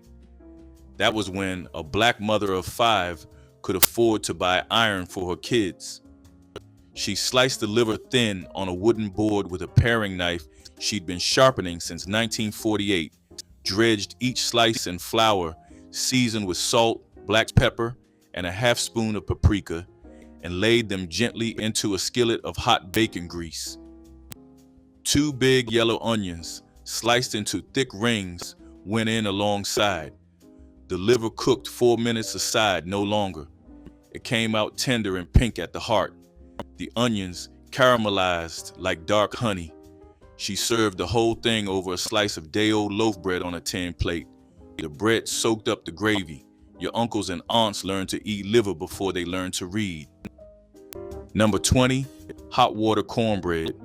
A bowl of yellow cornmeal, a pinch of salt, a spoon of bacon grease, and boiling water from your kettle stirred in until the meal seized into a stiff dough. Your grandmother shaped it into ovals between her wet palms like clay and slid them into a skillet of hot lard. The outsides shattered when you bit them. The inside stayed soft as pudding. 3 minutes aside, lifted out onto a stack of newspaper, salted while still hissing like rain on a tin roof.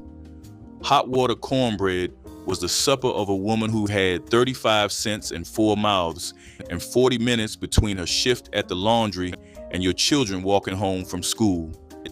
It was bread that needed no oven and no rising and no loaf pan. It was the technique of a kitchen that had to feed people fast and hot. Number 20, crackling bread. This was cornbread with an attitude. A woman in Greenwood, Mississippi would render pork fat back until the solid pieces of fat turned golden and crunchy. Those crispy bits were called cracklings. She stirred them directly into her cornbread batter, poured the batter into a greased skillet, and baked it until the top was golden brown and the cracklings had melted just enough to leave pockets of salt and smoke inside the bread. This bread had a chew to it that regular cornbread did not. It had weight. It had flavor that came from an animal, not a bottle. The practice of using every part of the hog dated back generations, passed down from a time when black families were given only the parts that nobody else wanted. But those parts became the flavor. In the 1950s, you could find crackling bread on breakfast tables from Alabama to East Texas. By the 1990s, most people had stopped rendering their own fat. The cracklings disappeared.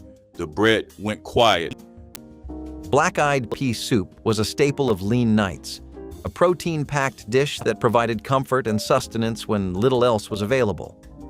Black-eyed peas, affordable and widely grown, simmered into a hearty soup that warmed families from the inside out.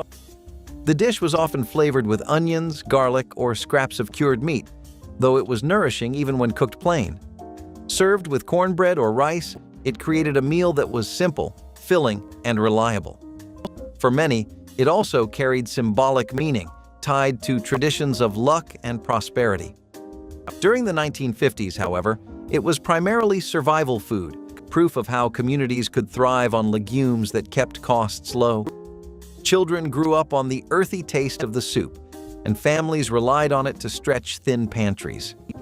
Black-eyed pea soup was both medicine and meal, a dish that blended culture and necessity while keeping countless families strong through hard times. 7-Up pound cake became a beloved Christmas treat in black households during the 1950s, using lemon-lime soda to create an exceptionally moist and tender cake. Mothers creamed butter and sugar until fluffy, added eggs one at a time, then folded in flour and fizzy soda that gave the cake its signature lightness. The carbonation created tiny air pockets, resulting in texture softer than traditional pound cake.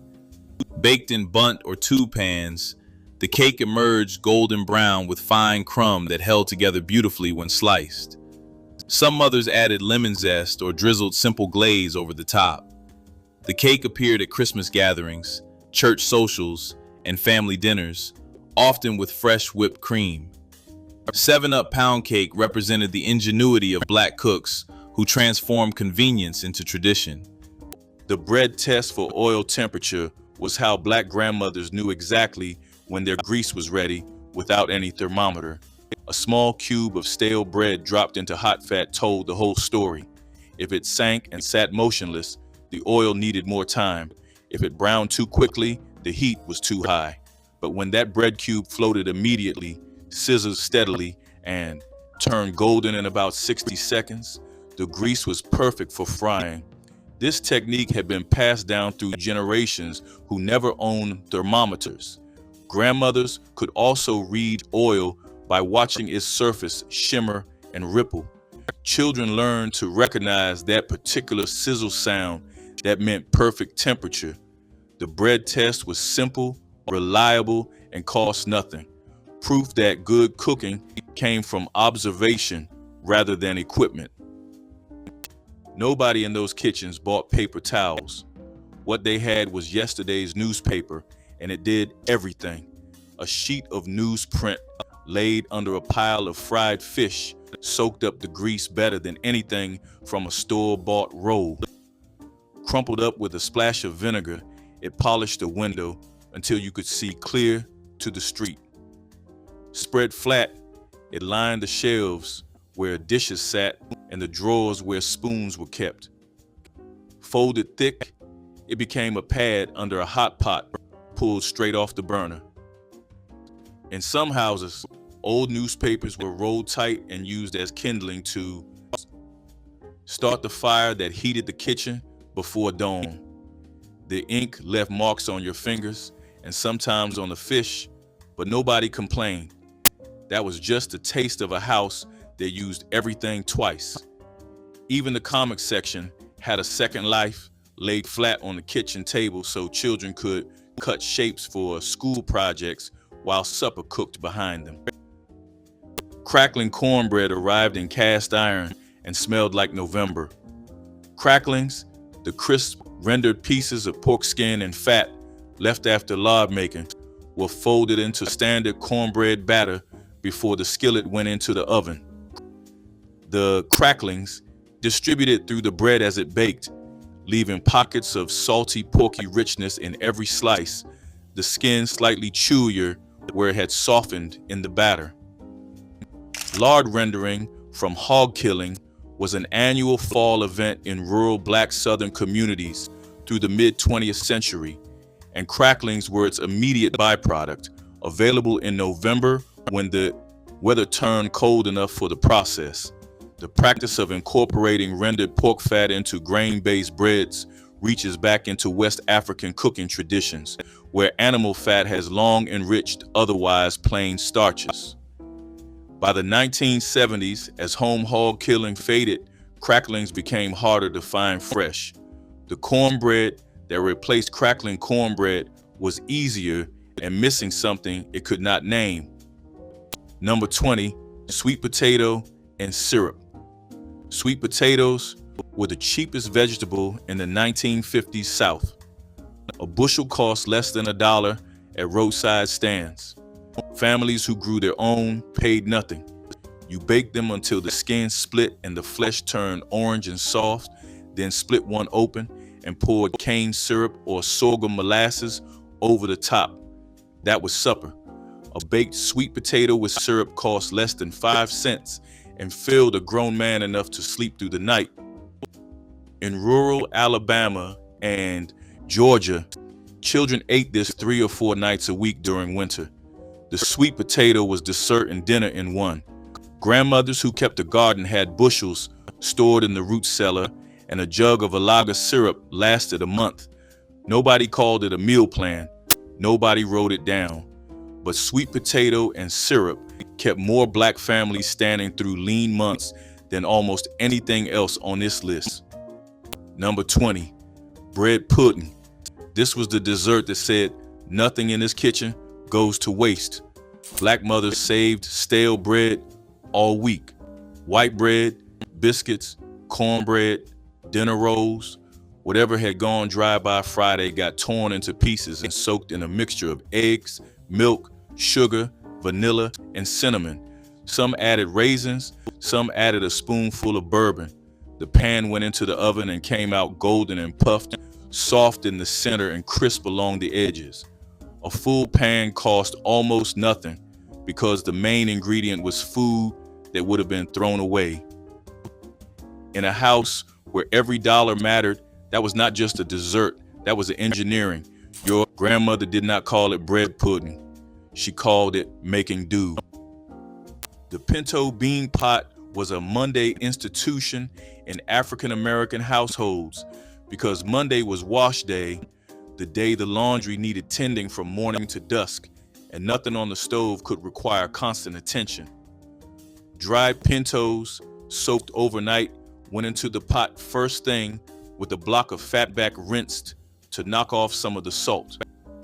The fatback rendered down over hours, its fat releasing slowly into the bean water and turning the whole pot silky in a way no seasoning packet could replicate.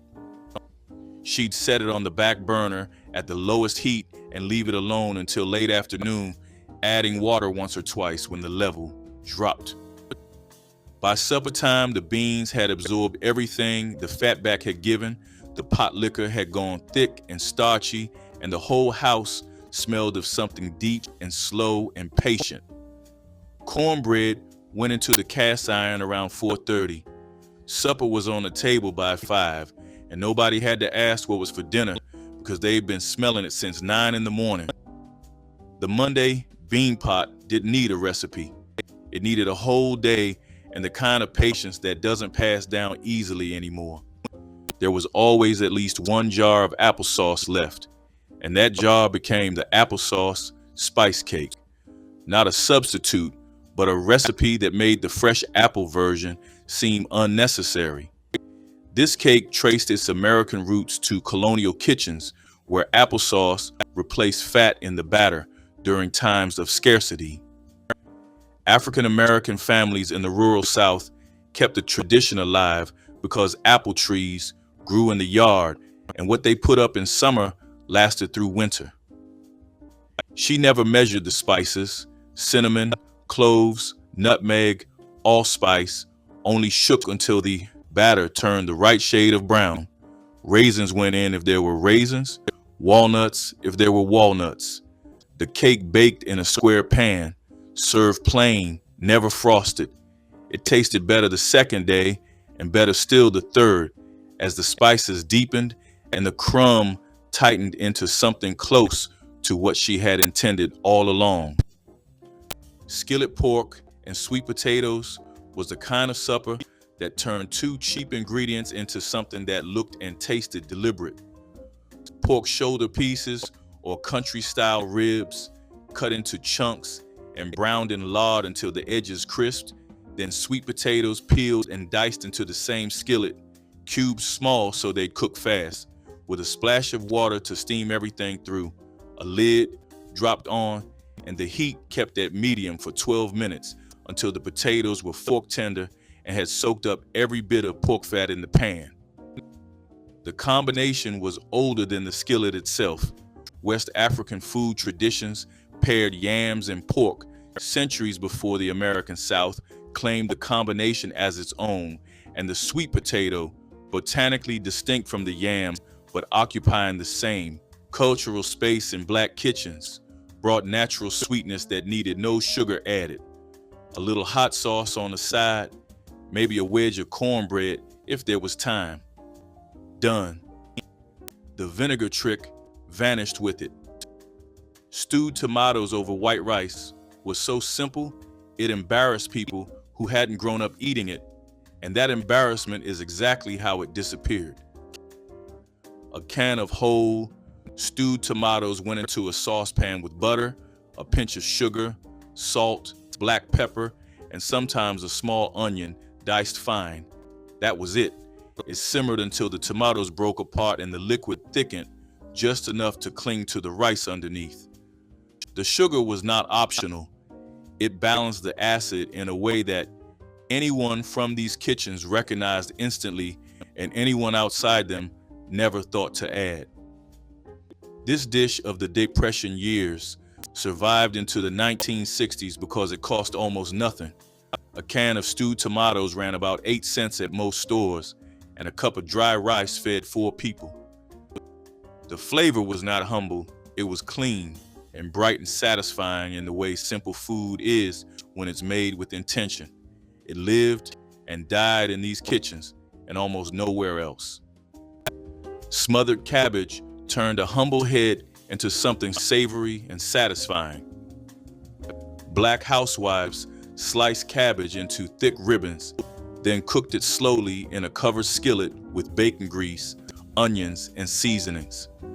The cabbage softened gradually, absorbing smoky richness while developing a sweet, caramelized flavor. Some cooks added vinegar for brightness or sugar to balance bitterness. The dish cooked until tender but not mushy, requiring attention and occasional stirring. Served alongside cornbread and beans, smothered cabbage stretched a single vegetable into enough food for the family. It was economical, nutritious, and tied to the rhythm of stretching resources. Housewives made it from memory, adjusting seasonings by taste rather than measurement. Smothered cabbage proved vegetables could star at the table when treated with care.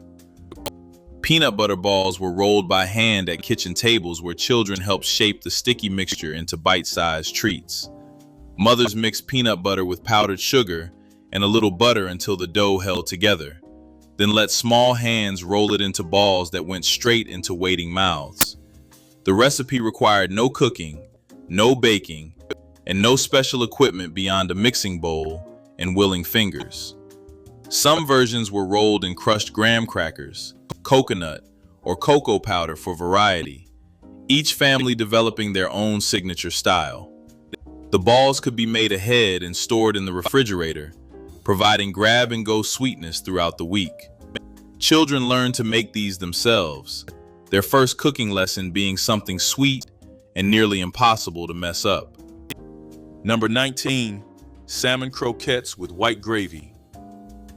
In every Green Book cafe from the Carolinas to East Texas, there was one dish that could be made on any day in any season with ingredients that never spoiled: salmon croquettes. Canned salmon mashed with egg, onion, cracker crumbs, and black pepper, shaped into flat patties and fried golden. The gravy was flour, butter, milk, and salt. Nothing more. The plate came with 2 croquettes, a pool of white gravy, and a biscuit on the side. This was the dish that kept small cafes alive. A case of canned salmon from the grocery wholesaler lasted weeks on the shelf. The patties could be shaped in the morning and kept cold until ordered. Frying took 4 minutes. The gravy took 3. A cook working alone could put this plate on the counter faster than any other hot meal, and it always sold. In cafes where the daily menu changed with the groceries, the salmon croquette plate was the one constant. Salmon croquettes belonged to black cafes the way chop suey belonged to Chinese American restaurants, not because anyone invented the dish, but because the economics demanded it. Cheap protein, long shelf life, fast cook, and a flavor that travelers recognized from their own mother's kitchens. Comfort and efficiency on the same plate. After the cafes closed, salmon croquettes survived in home kitchens longer than almost anything else on this list. Grandmothers kept making them well into the 1990s, but canned salmon climbed from pennies to dollars a tin, and the next generation decided salmon should be grilled or baked. The croquette started to feel like something to apologize for. No single cook ever designed a more practical meal. The apology was the real waste. Number 19, Hoppin' John. A pound of dried black-eyed peas cost 11 cents at the country store in St. Helena Parish, Louisiana in 1952. A scoop of long-grain rice from a burlap sack ran another 6 cents. A smoked ham hock from the meat counter cost a quarter and flavored a pot that fed 12 people. Your grandmother soaked the peas overnight in a chipped enamel basin on the back step. By sunrise, they'd swollen to fill the basin like sponges in water. She drained them, dropped them into the heavy black pot with the ham hock, and covered the whole thing with cold well water. The pot went on the wood stove at 6 in the morning. It stayed there, simmering low, until the church bell rang at noon. Then the rice went in, scoop after scoop, until the peas and the rice met somewhere in the middle and the broth turned the color of pecan shells. She seasoned it with salt, black pepper, and a single dried red pepper she'd hung from the rafters in October. Hoppin' John on New Year's Day was a prayer for the year ahead. Hoppin' John on a Tuesday was just supper. What most people miss is that this dish carried memory the way a hymn carries melody. The peas were brought across the ocean by people who lost almost everything but kept this one bean. The rice came up from the Carolina Low Country on a steamboat in a great-great-grandfather's pocket. The ham hock was the only piece of the hog the white farmer would sell to a black family without an argument. Your grandmother put all three in one pot because that was what her own grandmother had done in 1898 and 1872, and far earlier in a slave cabin behind the big house, where the cruelty was the rule and the supper was the resistance, year after year, generation after generation. 12 people ate from one pot for under $1. Nobody got up hungry. Nobody ever has. Your kin ate this for the same reason yours might tonight. Number 19, smothered pork chops with rice and gravy. A black widow in Birmingham, Alabama in 1954 worked as a housekeeper for a white family on the other side of the railroad tracks. She left her own house at 6 in the morning and got home at 7 at night. And on Tuesday evenings, the 4 children she was raising on her dead husband's veteran benefits got smothered pork chops because the corner butcher sold the thin shoulder cut for 39 cents a pound, half the price of the loin. She dredged the chops in seasoned flour, browned them in a black skillet hot enough to smoke, and set them aside on a plate. Into the same pan went a sliced yellow onion, 3 cloves of garlic minced fine, and the rest of the seasoned flour. She stirred the roux until it went the color of coffee and milk, poured in 2 cups of water from your kettle, and dropped the chops back in to simmer, covered for 35 minutes. While the meat went tender, she cooked a pot of long-grain rice on the back burner. Her oldest girl set the table with a stack of biscuits left over from breakfast and a plate of sliced tomatoes from your porch garden. When the chops came out, the gravy was thick and dark like a slow river, full of onion, and it covered your rice like a brown blanket. Each child got 1 chop and a heaping spoon of rice. The gravy was for everything. The bread was for the gravy. The tomatoes were for the heat. She ate after the children were done, standing at the counter because her feet hurt and the chair was easier to mop around when it was empty.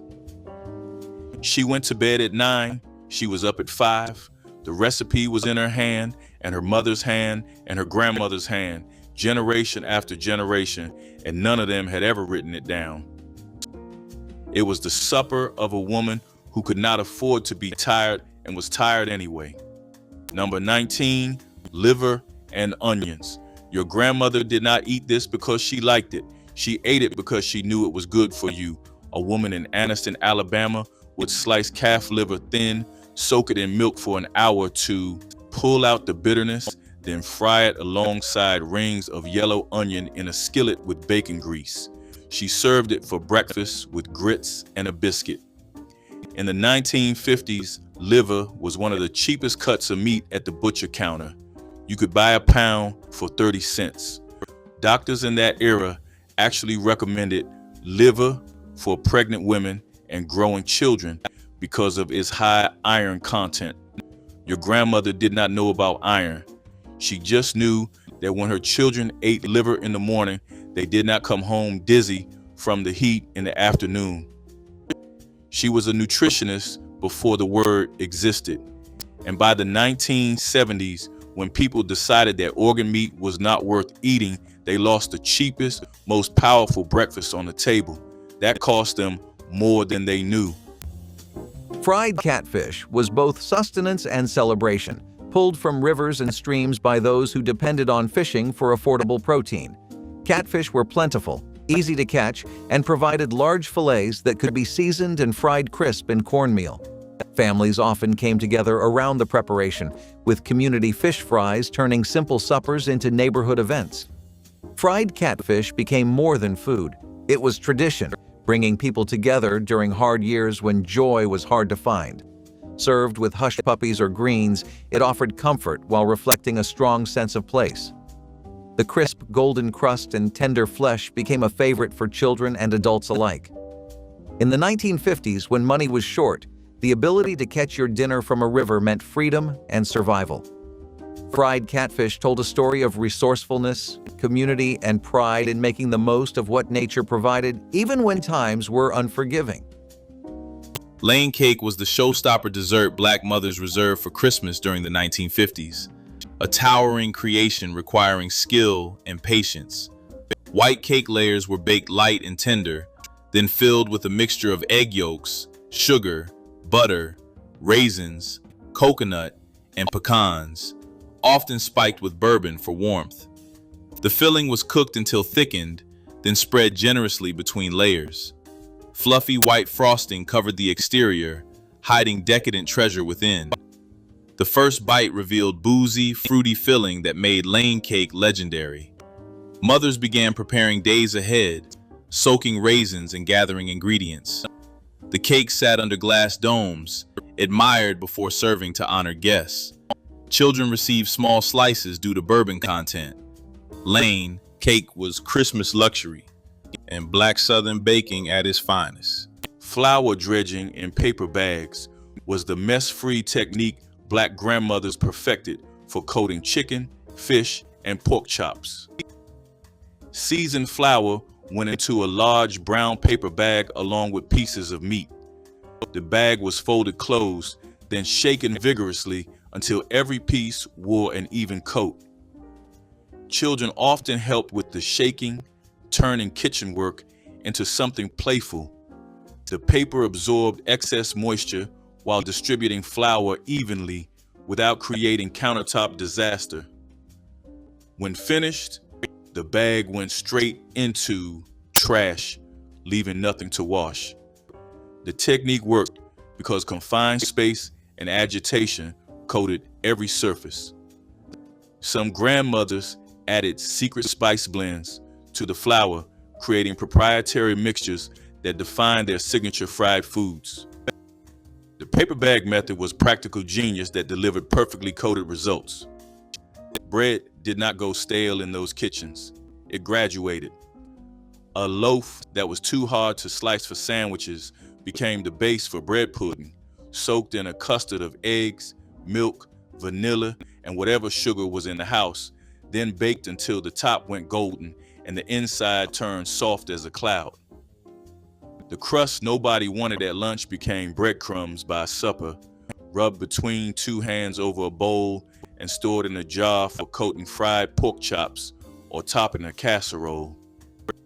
Heels of bread were cubed and dried for stuffing at Thanksgiving, or fried in a skillet with butter and cinnamon for a breakfast that cost almost nothing and tasted like somebody loved you. In Black households through the 1940s and 50s, throwing away bread was close to sin, not because of scripture, but because of memory. The women who baked it remembered when there had been no bread at all, and that memory lived in their hands long after the pantry was full. Bean pie appeared on Northern church tables as a quiet act of self-determination. The dish, a custard pie made from cooked navy beans, sweetened with sugar, spiced with cinnamon, nutmeg, and vanilla, baked in a standard pie shell until set and golden, was developed within the Nation of Islam community in Detroit in the 1930s as an alternative to sweet potato pie. The navy bean was transformed through sweetening and spicing into something smooth, sweet, and confounding to anyone who hadn't been told what they were eating. By the 1950s, bean pie had crossed into broader black church contexts in northern cities where the Nation of Islam's influence touched the surrounding community. The pie that started as an act of dietary principle became a dessert people looked forward to. Most of the kitchens that made it have been quiet for decades. Number 19, fried green tomatoes. When the garden produced more tomatoes than a family could eat and frost was coming, mothers picked them green and sliced them thick. Each slice was dredged in cornmeal and fried in bacon grease until crispy on the outside and soft on the inside. The tartness of the green tomato cut through the richness of the grease, and the cornmeal crust shattered when you bit through it. A plate of fried green tomatoes with cornbread cost nothing because the tomatoes came from the yard and the cornmeal was already in the cupboard.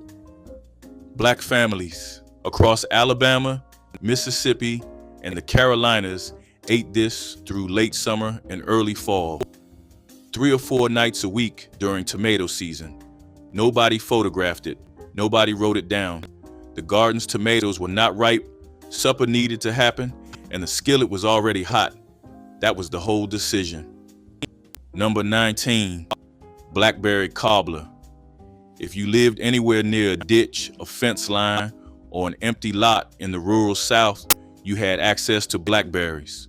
They grew wild, they cost nothing, and every black mother knew exactly what to do with them. The berries were washed, sugared, and poured into a baking dish. A simple batter of flour, sugar, milk, and melted butter went on top or underneath, depending on the family tradition. The oven did the rest. The fruit bubbled up through the batter and turned the whole thing into something that smelled like a summer afternoon in 1962. Children came home with purple-stained fingers and buckets full of berries, and their mothers turned those berries into dessert the same evening. There was no planning, there was no recipe card, there was just fruit that grew for free and a woman who knew what to do with it. That mattered. But blackberry cobbler was more than a free dessert. It was a thread that connected generations of black women to the land they lived on. Your grandmother picked berries from the same brambles her own mother had picked from decades earlier. The thorns scratched the same arms. The juice stained the same fingers. And when the cobbler came out of the oven, it carried a taste that no store-bought pie could touch because it came from a place, not a shelf. In a decade when a black family's grocery budget in the South averaged $12 a week, a dessert that cost nothing was not a luxury. It was a gift the land gave to the women who knew how to receive it. Turkey wings braised with onions and celery was the supper that proved she could take almost any cut and pull something worth remembering from it. Turkey wings became a regular in African American kitchens through the 1960s as national production expanded following the post-war years. They were meaty, inexpensive, and far more forgiving than chicken. She'd season them hard, dust them in flour, and brown them in a Dutch oven until the skin was deep gold. In went rough-cut onions and celery, leaves included, never discarded, along with enough water to come halfway up the wings, a bay leaf, and black pepper.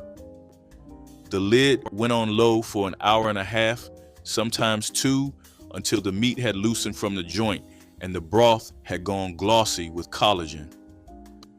Some nights potatoes went in during the last half hour. Some nights it was just wings and broth poured over rice. Either way, what came out of that pot was more than anyone expected from a cut that used to be the part everyone passed over. The peach preserves layer cake was why she spent 2 full July days at the canning pot, filling jar after jar with fruit from the neighbor's tree, because she already knew what those jars would become come November. African American women in the South understood preserving season as planning ahead. You were not canning for next week. You were canning for the holidays, for the church anniversary supper, for the birthday cake that would make the room go quiet when it was carried in. The cake was a yellow butter cake baked in 3 rounds, cooled completely before assembly. The filling went in thick between each layer, not jam, but the chunky, sweet, tart preserves she had made herself. And the difference between homemade and store-bought was the difference between a dessert and a memory. She frosted the outside lightly, letting the gold of the peaches show at the edges. The cake rested overnight, the preserves soaked into the sponge, and the layers became one. Nobody thought to ask how she got the taste exactly the same every year while she was still alive to tell them. Lima bean and smoked meat stew was the supper that smelled like it had been cooking since morning, even when she hadn't started it until 5. A smoked neck bone or a single ham hock piece dropped into a pot of canned lima beans. She kept 6 cans in the pantry at all times because life was uncertain. With diced onion, a bay leaf, and enough water to cover, then brought to a boil and simmered hard for 20 minutes while the smoke from the bone dissolved into the broth. The beans went creamy without being broken, thick without being pasty, and the pot liquor left behind was something you didn't pour down the drain. You sopped it with bread. You crumbled cornbread into it. Lima beans had their own deep history in black kitchens.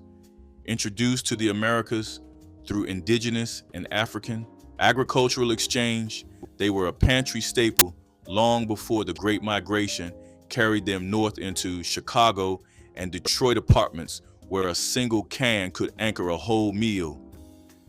Turkey necks and rice taught anyone who paid attention that the cheapest part of any bird was never the part with the least flavor. She laid the necks in a wide pot, covered them with cold water, and brought them up slowly with a halved onion, celery if there was any, black pepper, and a bay leaf. The heat stayed low because rushing turkey necks was how you got tough meat and thin broth. After 2 hours, the kitchen smelled like something far more expensive than turkey necks had any right to smell like. The meat pulled away in long, silky ribbons, and the broth had gone amber and thick enough to set up almost like gelatin when it cooled, a sign the old cooks knew that you'd done it right. That broth went over the rice, the neck meat went alongside, and a bottle of hot sauce sat on the table without being asked. Turkey necks was sold for pennies a pound through the 1950s and 60s in markets that knew their customers. You had to know where to ask. Not everyone knew. She always knew. The hot water cornbread was made with nothing more than cornmeal, boiling water, and salt, yet it became a beloved staple in black households. Housewives poured scalding water over cornmeal and stirred until a thick paste formed, then shaped it by hand into small oval patties. Dropped into hot oil, the patties fried until golden and crispy outside while staying dense and chewy inside. The texture was different from baked cornbread, more substantial and satisfying. Served alongside beans, greens, or fried fish, hot water cornbread soaked up pot liquor and stretched meals further. Children loved the crispy edges and would eat them plain when nothing else was available. The recipe required no eggs, milk, or leavening, making it possible even when the pantry was bare. Hot water cornbread was survival food that tasted like home. Sliced bananas and cream appeared in bowls across black households whenever ripe bananas sat on the counter and something sweet was needed fast. Mothers sliced bananas into rounds, covered them with heavy cream or evaporated milk, and sprinkled sugar over everything until the fruit glistened. The cream softened the banana slightly, while the sugar dissolved into sweet pools that collected at the bottom of the bowl. Children ate this for breakfast, after school, and as late-night snacks. The combination simple enough for anyone to prepare. Some mothers added a dash of vanilla extract or a sprinkle of nutmeg to elevate the humble ingredients. The dessert required no cooking and came together in less than 2 minutes, making it perfect for satisfying sudden sweet cravings. Number 18, liver pudding on white bread. Not liverwurst, not pate. Liver pudding was a Carolina specialty made by grinding cooked pork liver with cornmeal, sage, black pepper, and a pinch of red pepper flake, then pressing the mixture into a loaf and slicing it cold. Green Book cafes in the Piedmont region served it on soft white bread, sometimes with a smear of mayonnaise, sometimes plain. It was a working man's lunch, quick, filling, and dense enough to last until supper. The loaf sat in the icebox for a week. Without spoiling, one loaf made 20 sandwiches. Liver pudding still exists in small meat markets across eastern North Carolina today, but as a cafe dish served on a plate alongside a scoop of slaw, it vanished with the cafes that once listed it on their chalkboards. Number 18, smothered potatoes and onions. A 10-pound sack of white potatoes from the Saturday market cost 59 cents in 1958. That sack lasted a family of 8 nearly 2 weeks. Your grandmother peeled 6 potatoes on the back porch with a paring knife, so dull she'd stopped sharpening it years before.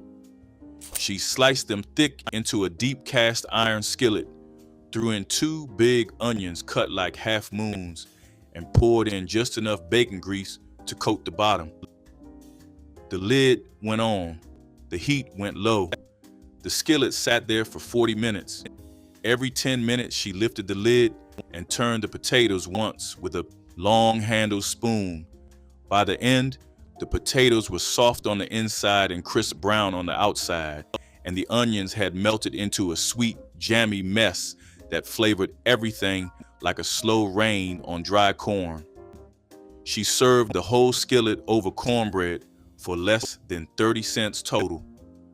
Best supper in your grandmother's house that month. Number 18, salt pork and butter beans. 3 slices of salt pork, scored with a knife on the rind side like a checkerboard, fried in a heavy pot until the fat rendered out and the meat went crisp. A pound of dried butter beans, soaked overnight in a mason jar of cold water, drained and dropped in. Water to cover by 2 inches. A halved onion. A bay leaf, if your grandmother had one. The pot simmered on the back of the stove for 3 hours while she did your wash and iron shirts for the white family who paid her $7 a week. By 6, the beans had broken down into a creamy gravy like vanilla pudding. The salt pork was soft and the kitchen smelled like a Sunday in the country. Served over rice with a slice of raw onion and a square of Skillet cornbread. The pot fed 6 and gave a quart of leftovers for your children's lunch tons the next morning. Number 18, sorghum syrup on hot cornbread. This was the breakfast that disappeared because the harvest it depended on does not happen anymore. In the 1950s, sorghum making was a community event across the rural Black South. Families would bring their tall sorghum cane stalks to a mill, where a mule walked in circles to crush the stalks and press out the green juice. That juice was boiled slowly in a long, evaporating pan over a wood fire until it turned into a thick amber syrup with a flavor that no store-bought sweetener could match. A woman in Franklin County, North Carolina, would pour that syrup warm over a slab of cornbread for breakfast. It had a buttery depth to it, a slight sourness at the finish, and a sweetness that tasted like the earth it came from. Food historian Michael Twitty wrote that sorghum masters were often old black men, and that Making sorghum was one of the few spaces where something close to community happened across racial lines in the rural South. But here is what nobody tells you about breakfasts like these. They were tied to a rhythm. Sorghum had to be harvested in October. It had to be pressed and boiled the same week. The syrup had to be stored in glass jars and rationed through the winter. That meant your breakfast in February depended on what your neighbors helped you do in October. When families moved to the cities during the Great Migration, they left the cane fields behind. They left the mule behind. They left the neighbors behind. And the syrup vanished from the breakfast table, not because people stopped wanting it, but because the world that made it no longer existed. You cannot buy that in a grocery store. You never could. Turnip greens with cornmeal dumplings turned garden scraps and pantry staples into a dish that could sustain whole families. Turnip greens, often overlooked in favor of the root, were simmered into a flavorful broth that made the most of what was available. Cornmeal dumplings, cheap and filling, floated on top, soaking in the savory liquid until soft and satisfying. Together, they created a meal that cost almost nothing yet delivered both nutrition and comfort. This dish was especially common in rural households where gardens provided greens, but money for meat was scarce. The dumplings acted as the backbone, stretching the pot into something that could serve many mouths. Families passed recipes down, adding small touches like onions or peppers when they had the means. For many, it was a taste of both survival and heritage, reminding them of how ingenuity kept households fed. Turnip greens with cornmeal dumplings became more than just food. It was resilience served in a steaming bowl. Boiled custard was the Christmas drink that filled punch bowls in Black households during the 1950s, a rich beverage warming body and spirit. Mothers slowly heated milk with sugar, then tempered beaten egg yolks into the mixture, stirring constantly over low heat until it thickened enough to coat a spoon. Vanilla extract was added generously, and some families included bourbon for adult gatherings. The custard was chilled until cold, then served in small glasses, sometimes with nutmeg on top. Children loved its sweetness, while adults appreciated its richness. Boiled custard was passed around at Christmas Eve gatherings, poured for visitors who stopped by, and sipped quietly by mothers who finally sat down after hours of cooking. It was comfort in liquid form, a tradition that made Christmas feel complete. The splatter shield with pot lids was practical protection Black grandmothers used against hot grease burns while monitoring their frying food. Oh, a lid held at an angle over the skillet deflected spitting oil away from hands and arms while allowing steam to escape and letting cooks watch browning progress. This technique required skill. Holding the lid too close trapped steam and made food soggy, while holding it too far offered little protection. Grandmothers developed steady hands from years of practice, able to flip chicken one-handed while the other held the shield. Children were warned repeatedly about grease burns and taught this defensive technique before being allowed near the stove. The pot lid method also caught grease vapor, keeping kitchen walls cleaner. Every kitchen already had one. When a child came home coughing, the first thing she reached for was not a doctor. It was a teaspoon, a sugar cube, and a brown bottle of turpentine. A few drops of the pine-smelling oil soaked into the sugar, and the child swallowed it whole, eyes watering, throat burning, but breathing easier within the hour.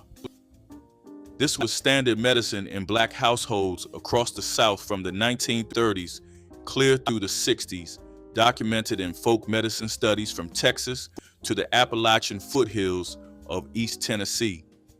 The turpentine was distilled from pine resin, and its use as a chest remedy had roots in both African healing traditions and colonial-era frontier medicine. No doctor prescribed it.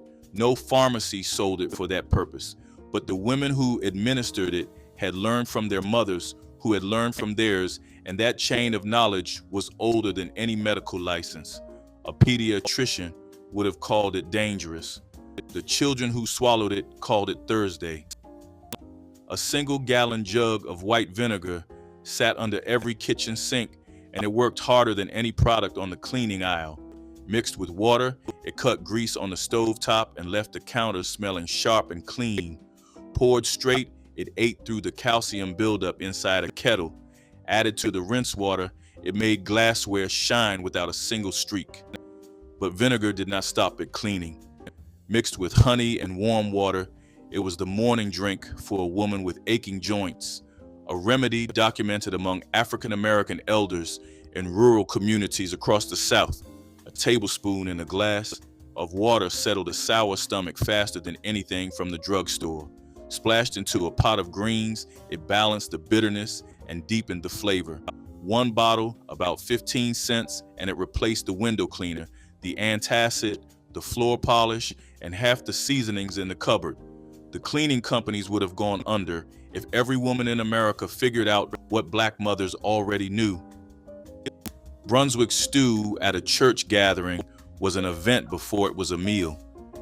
The pot, a cast iron cauldron over an open wood fire in the churchyard, had been started the morning before with chicken and sometimes pork simmering until the meat fell free, then shredded back into the broth along with corn, butter beans, tomatoes, and potatoes seasoned with black pepper and vinegar.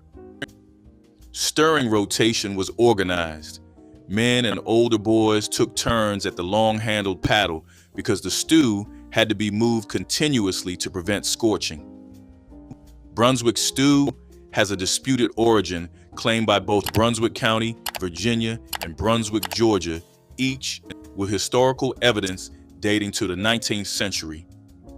In Black church communities across the South through the 1940s and 50s, it was the centerpiece of outdoor homecoming dinners, the dish that required a community to produce and fed the community in return.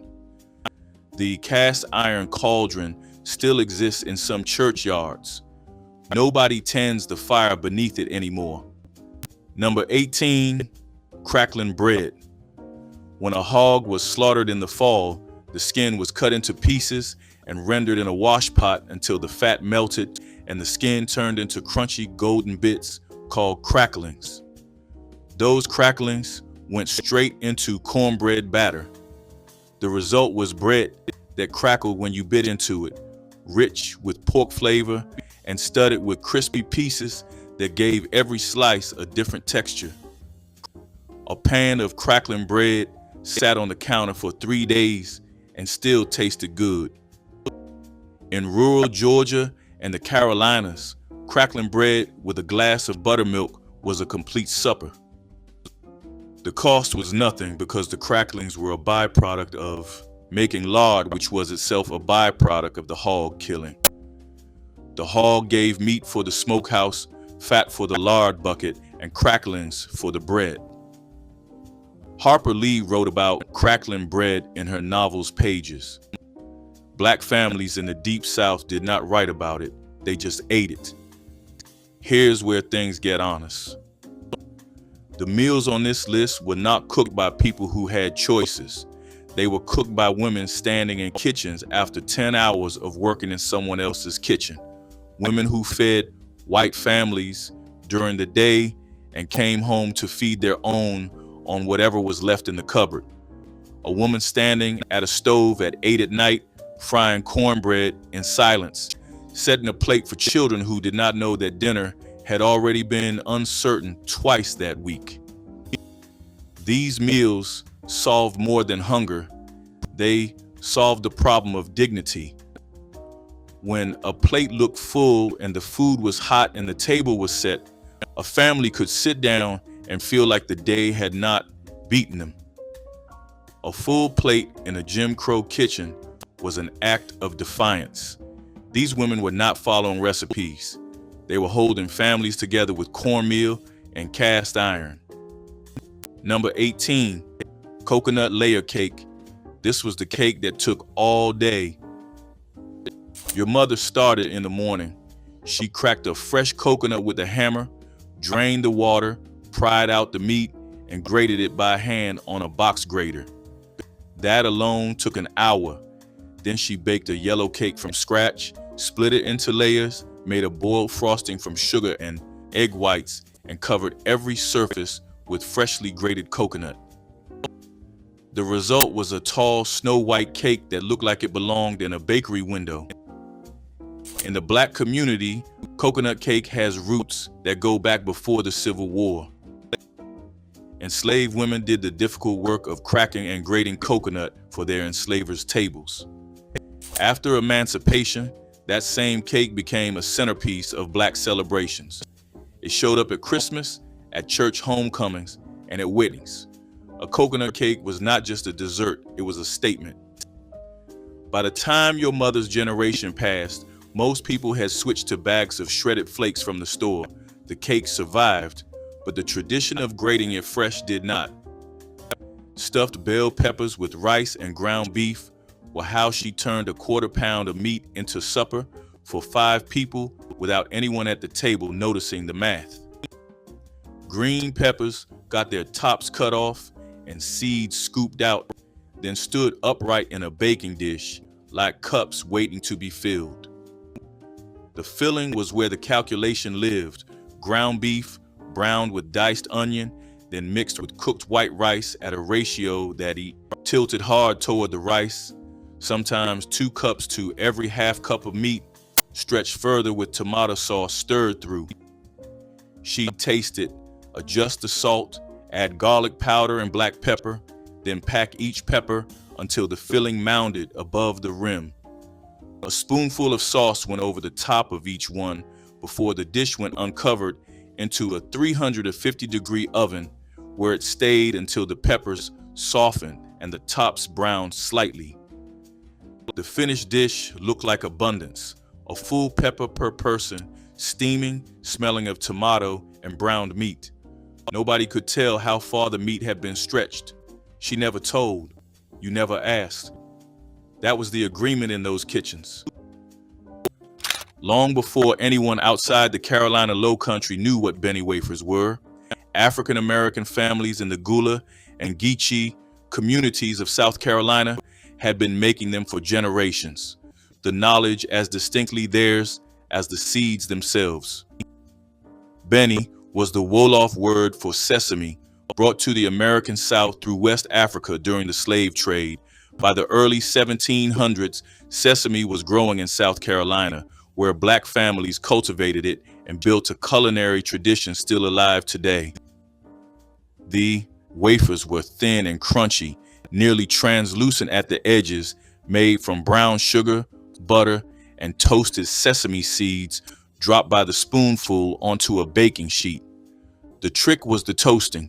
Seeds into a dry skillet, stirred until gold, until the kitchen filled with a nutty sweetness that meant they were ready.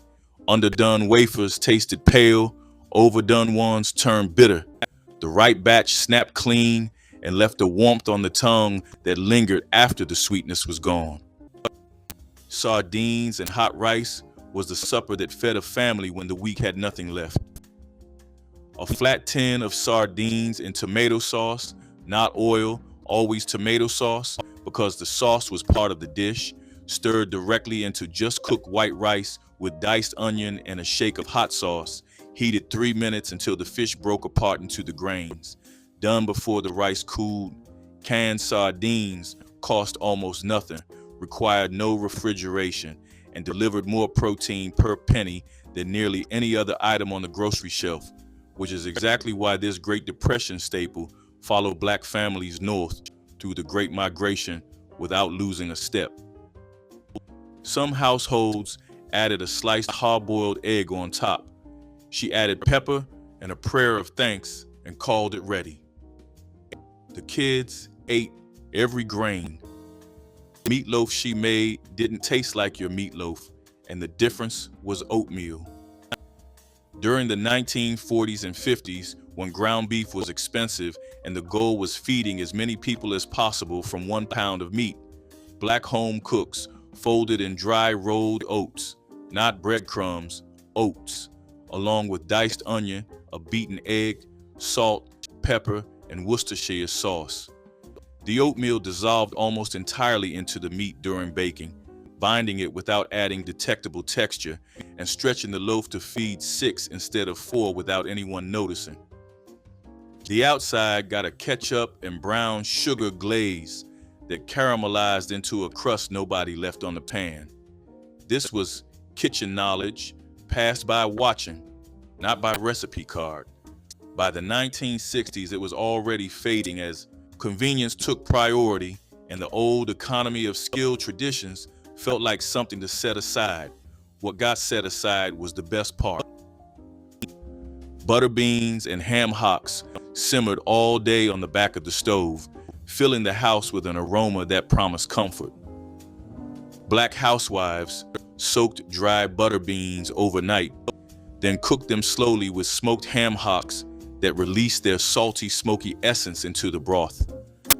Onions, garlic, bay leaves, and black pepper created a rich liquid that the beans absorbed as they softened.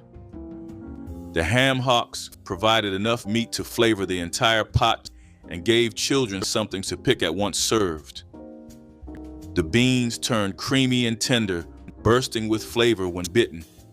Served with cornbread for soaking up the broth, this meal fed large families for little money. Housewives made it without recipes because they watched their mothers make it the same way. It was tradition, nutrition, and love in a single pot. Cinnamon sugar toast was the dessert that doubled as breakfast, snack, and midnight treat in Black households throughout the 1960s. Bread was toasted until golden, spread thick with butter while still hot, then showered with cinnamon sugar that melted into fragrant sweetness. The butter had to be applied immediately, so it would soak into the warm bread and help the sugar mixture stick properly. Children stood by toasters waiting for their slices, the smell of cinnamon filling kitchens and signaling comfort. Mothers kept a jar of pre-mixed cinnamon sugar on the counter specifically for this purpose, the simple preparation requiring no thought or measurement. The toast could be cut into triangles for smaller children or served whole for those with bigger appetites, always delivering the same warm satisfaction. Number 17, Souse meat plate. Souse separated a real Green Book cafe from a place pretending to be one.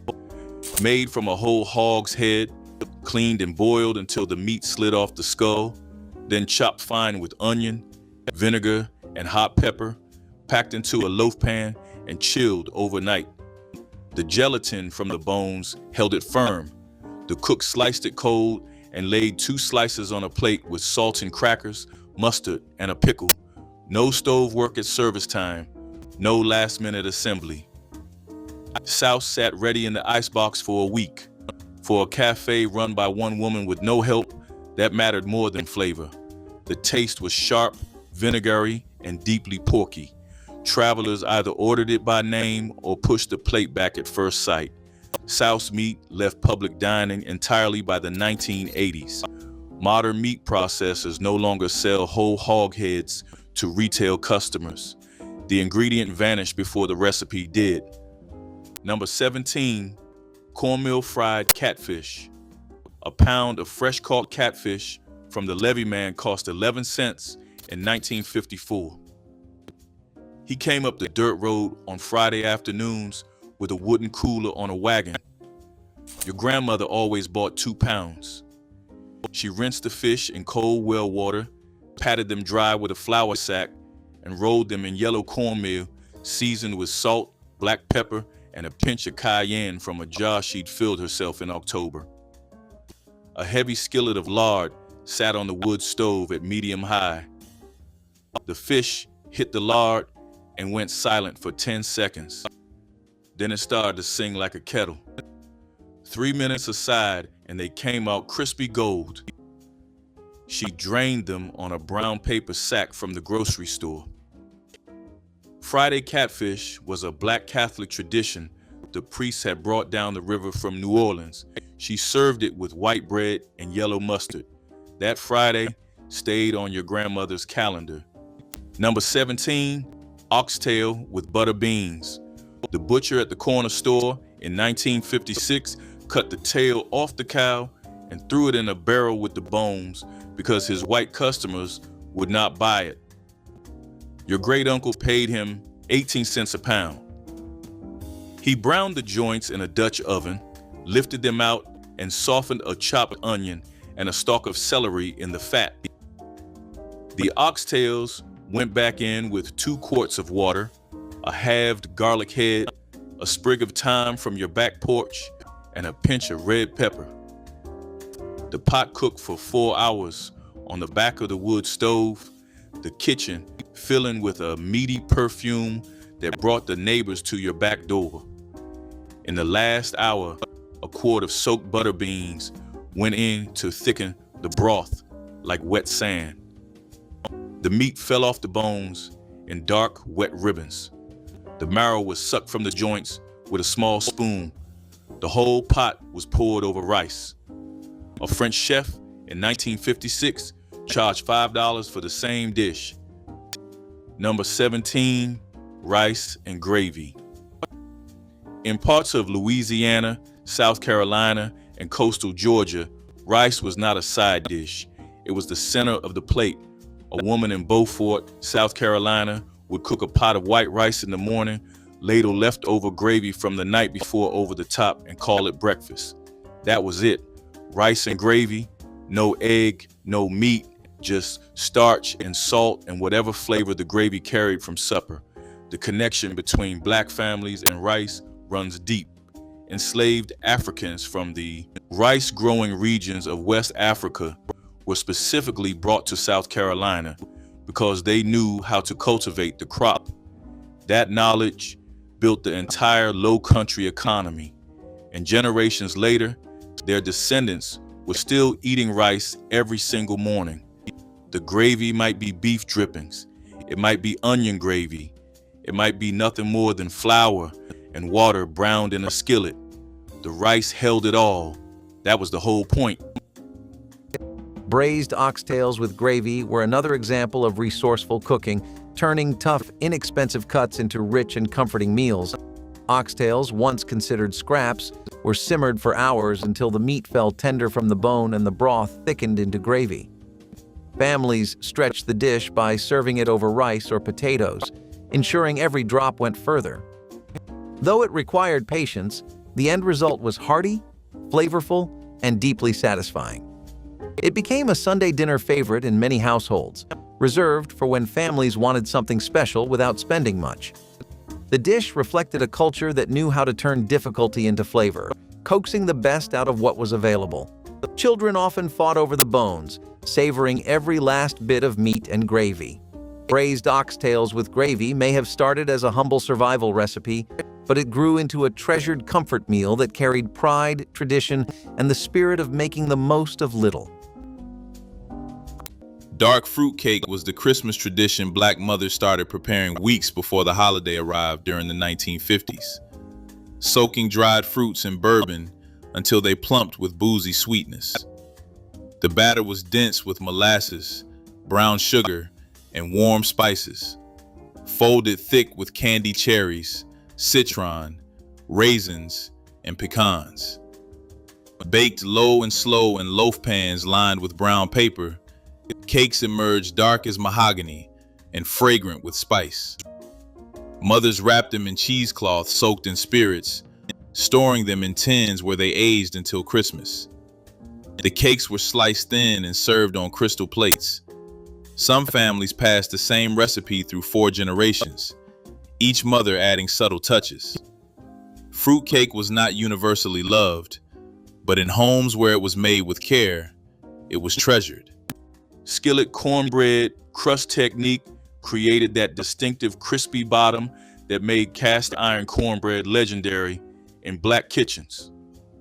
The secret began with heating the empty skillet in a hot oven until it practically glowed, then adding generous bacon grease that immediately smoked.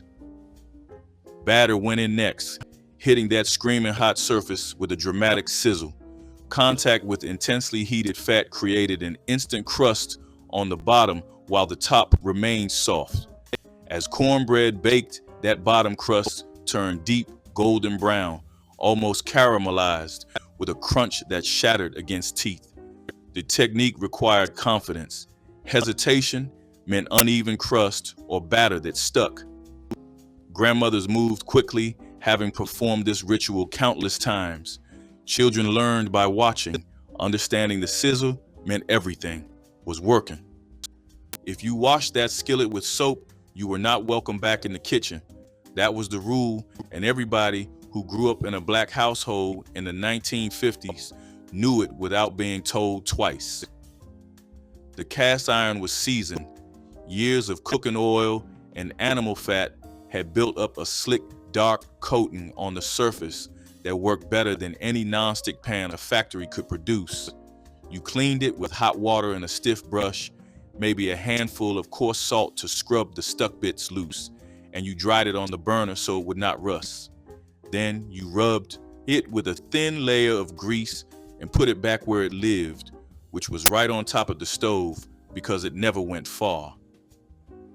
Some of those skillets were 40, 50 years old, passed from mother to daughter like jewelry, except more useful. The seasoning held the flavor of decades, and the women who cooked in them swore the food tasted different in a new pan. They were right. You cannot buy what time builds into iron. Stuffed bell peppers were Sunday afternoon food, made for the fellowship dinner after morning service, when there was time for a dish requiring assembly. Large green peppers were halved or cut across the top and hollowed, the cavities filled with brown ground beef or pork, cooked white rice, diced onion, garlic, canned tomatoes, black pepper, and salt.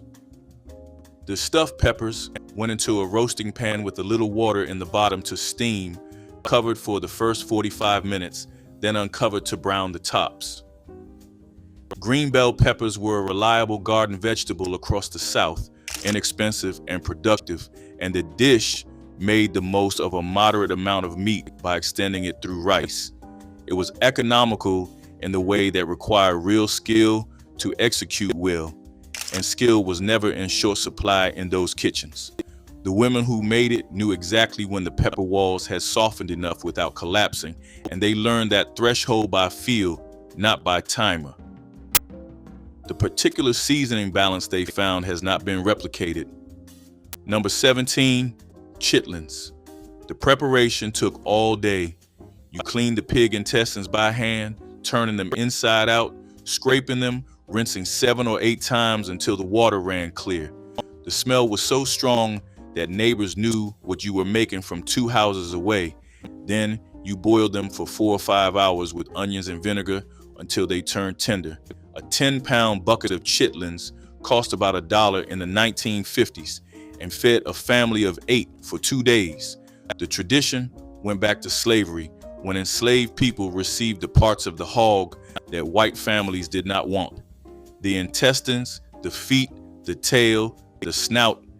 They turned scraps into meals through patience and skill that no cookbook could teach. By the 1950s, chitlins were served at holiday gatherings and church suppers across the South, a celebration dish born from scarcity's grip. That transformation is the whole story of soul food. Number 17, chess pie. If you have never heard of chess pie, your family probably called it something else. Sugar pie, egg pie, transparent pie. It was a custard pie made from pantry staples. Eggs, sugar, a spoonful of cornmeal, butter, a splash of vinegar. That was all. The filling set in the oven into a smooth golden custard with a crackly top. Chess pie came from a time when fresh fruit was seasonal and expensive, and a mother needed a dessert she could make from whatever was in the cupboard. Some say the name was a corruption of chess pie, named for the pie safe where it was stored. Others say a woman was asked what she had baked and she shrugged and said, "It is just pie. What matters is that your mother could make this with 5 ingredients in 20 minutes. In 1964, that was everything. Stewed okra and tomatoes over cornbread carried its history in every bite, though nobody at the table was thinking about history when the bowls came out. Okra traveled to the American South through West African foodways and the gullet tradition of stewing it long with tomatoes until it released its natural thickening, turned a simple vegetable into its own sauce. She'd slice the okra into rounds and fry it briefly in bacon grease before the tomatoes went in. That step cut the sliminess that put people off, a detail she knew and most outsiders didn't. Canned tomatoes, salt, black pepper, onion, sometimes a pinch of sugar if they tasted sharp, simmered until the okra had fully softened and the whole thing had body. The cornbread, already baked in the cast iron, got broken into the bottom of each bowl, and the stew ladled hot over the top, soaking in and becoming part of the dish. It was a meatless supper that nobody called meatless. It was just Tuesday. And if the okra pot was the supper built from what the garden gave up, the peanut butter icebox pie was the dessert that required a refrigerator and not much else. And once families in Virginia and the Carolinas had that appliance, it became the summer offering that emptied before the others were half gone.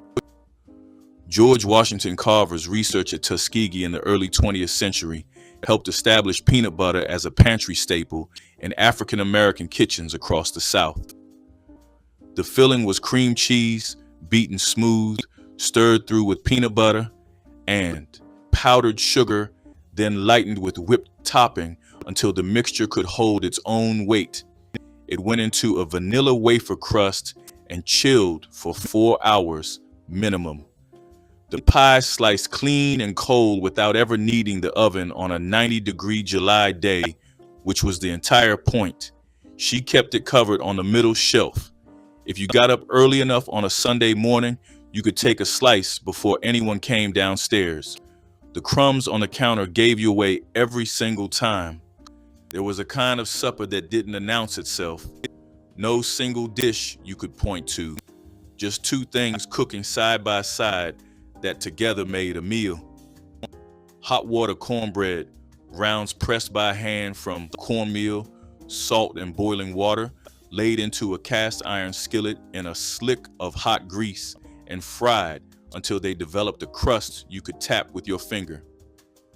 On the other eye of the stove, a pot of field peas with a smoked ham hock, cooked until the peas went soft and the broth turned silky. Together they were supper. The cornbread was for sopping. The field peas were for filling. She made it without measuring the cornmeal or timing the peas, because the hands knew the proportions and the eyes knew when the peas were done. The last time that supper appeared on this earth with all its authority was the last time those hands were in that kitchen. Butter beans with smoked ham hock were Sunday supper in all but name, served on a weeknight only because the hock from Sunday had been sitting in the icebox, and a good hock didn't go to waste after one meal. The speckled butter beans, a southern shell bean with roots in West African agricultural traditions related to the lima but creamier and less starchy, soaked overnight and went in the pot with the leftover hock and an onion.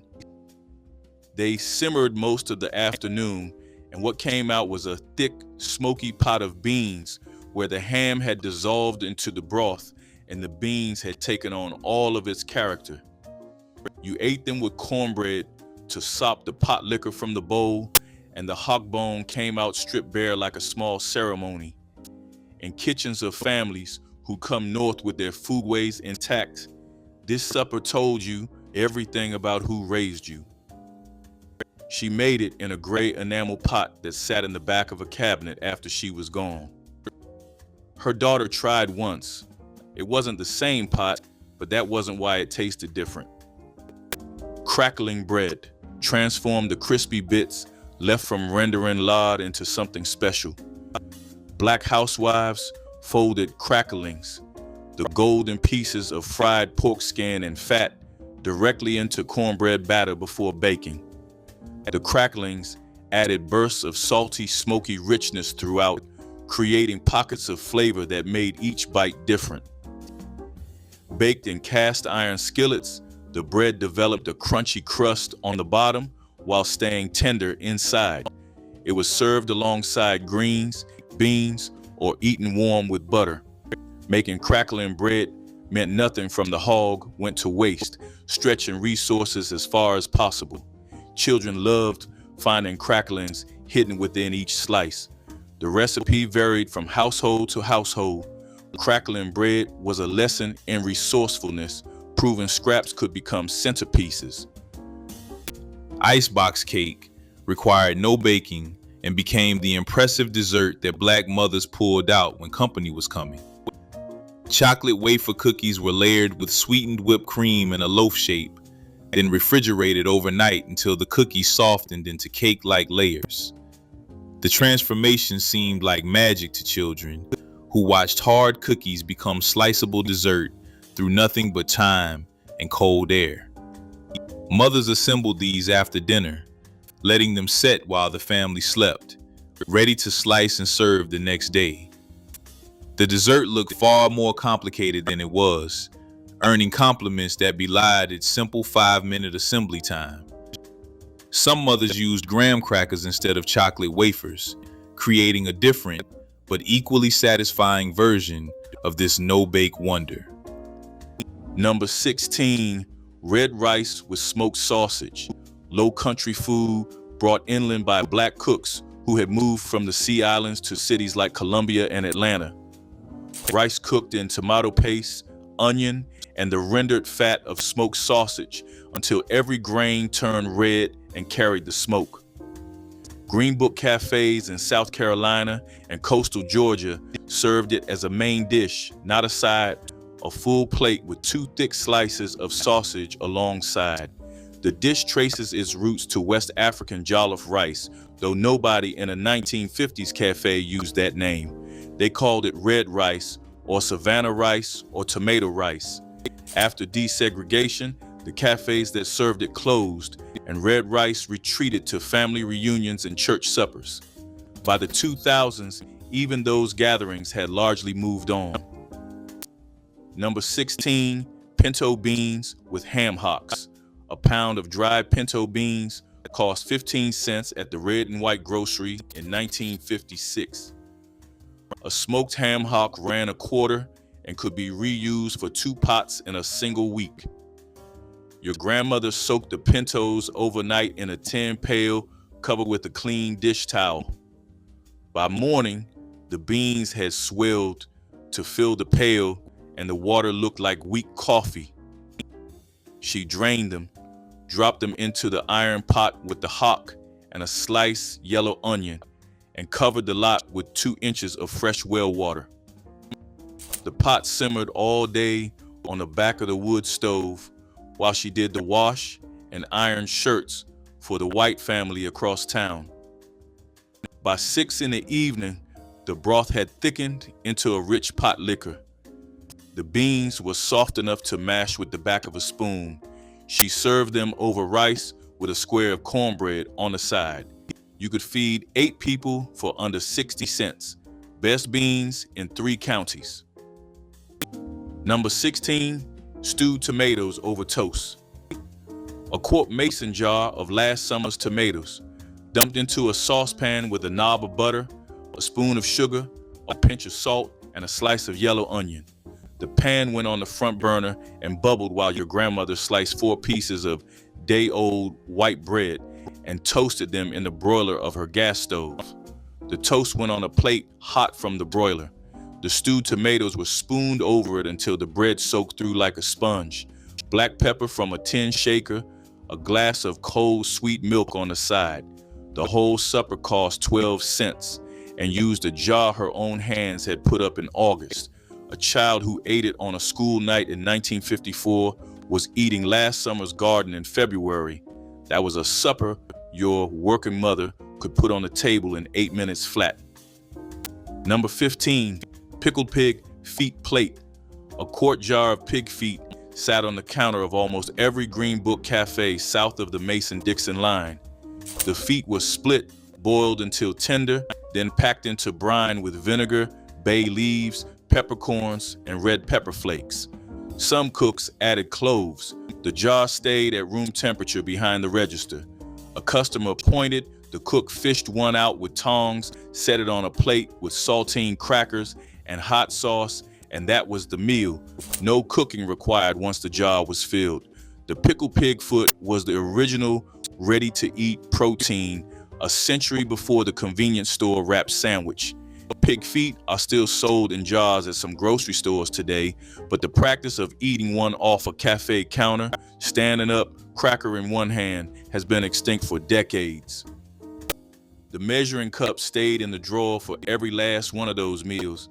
The cookbooks collected dust on a shelf. That kitchen ran on hands that knew what right felt like before the spoon even touched the pot. A handful of flour, a pinch of salt, and a stove that never went cold.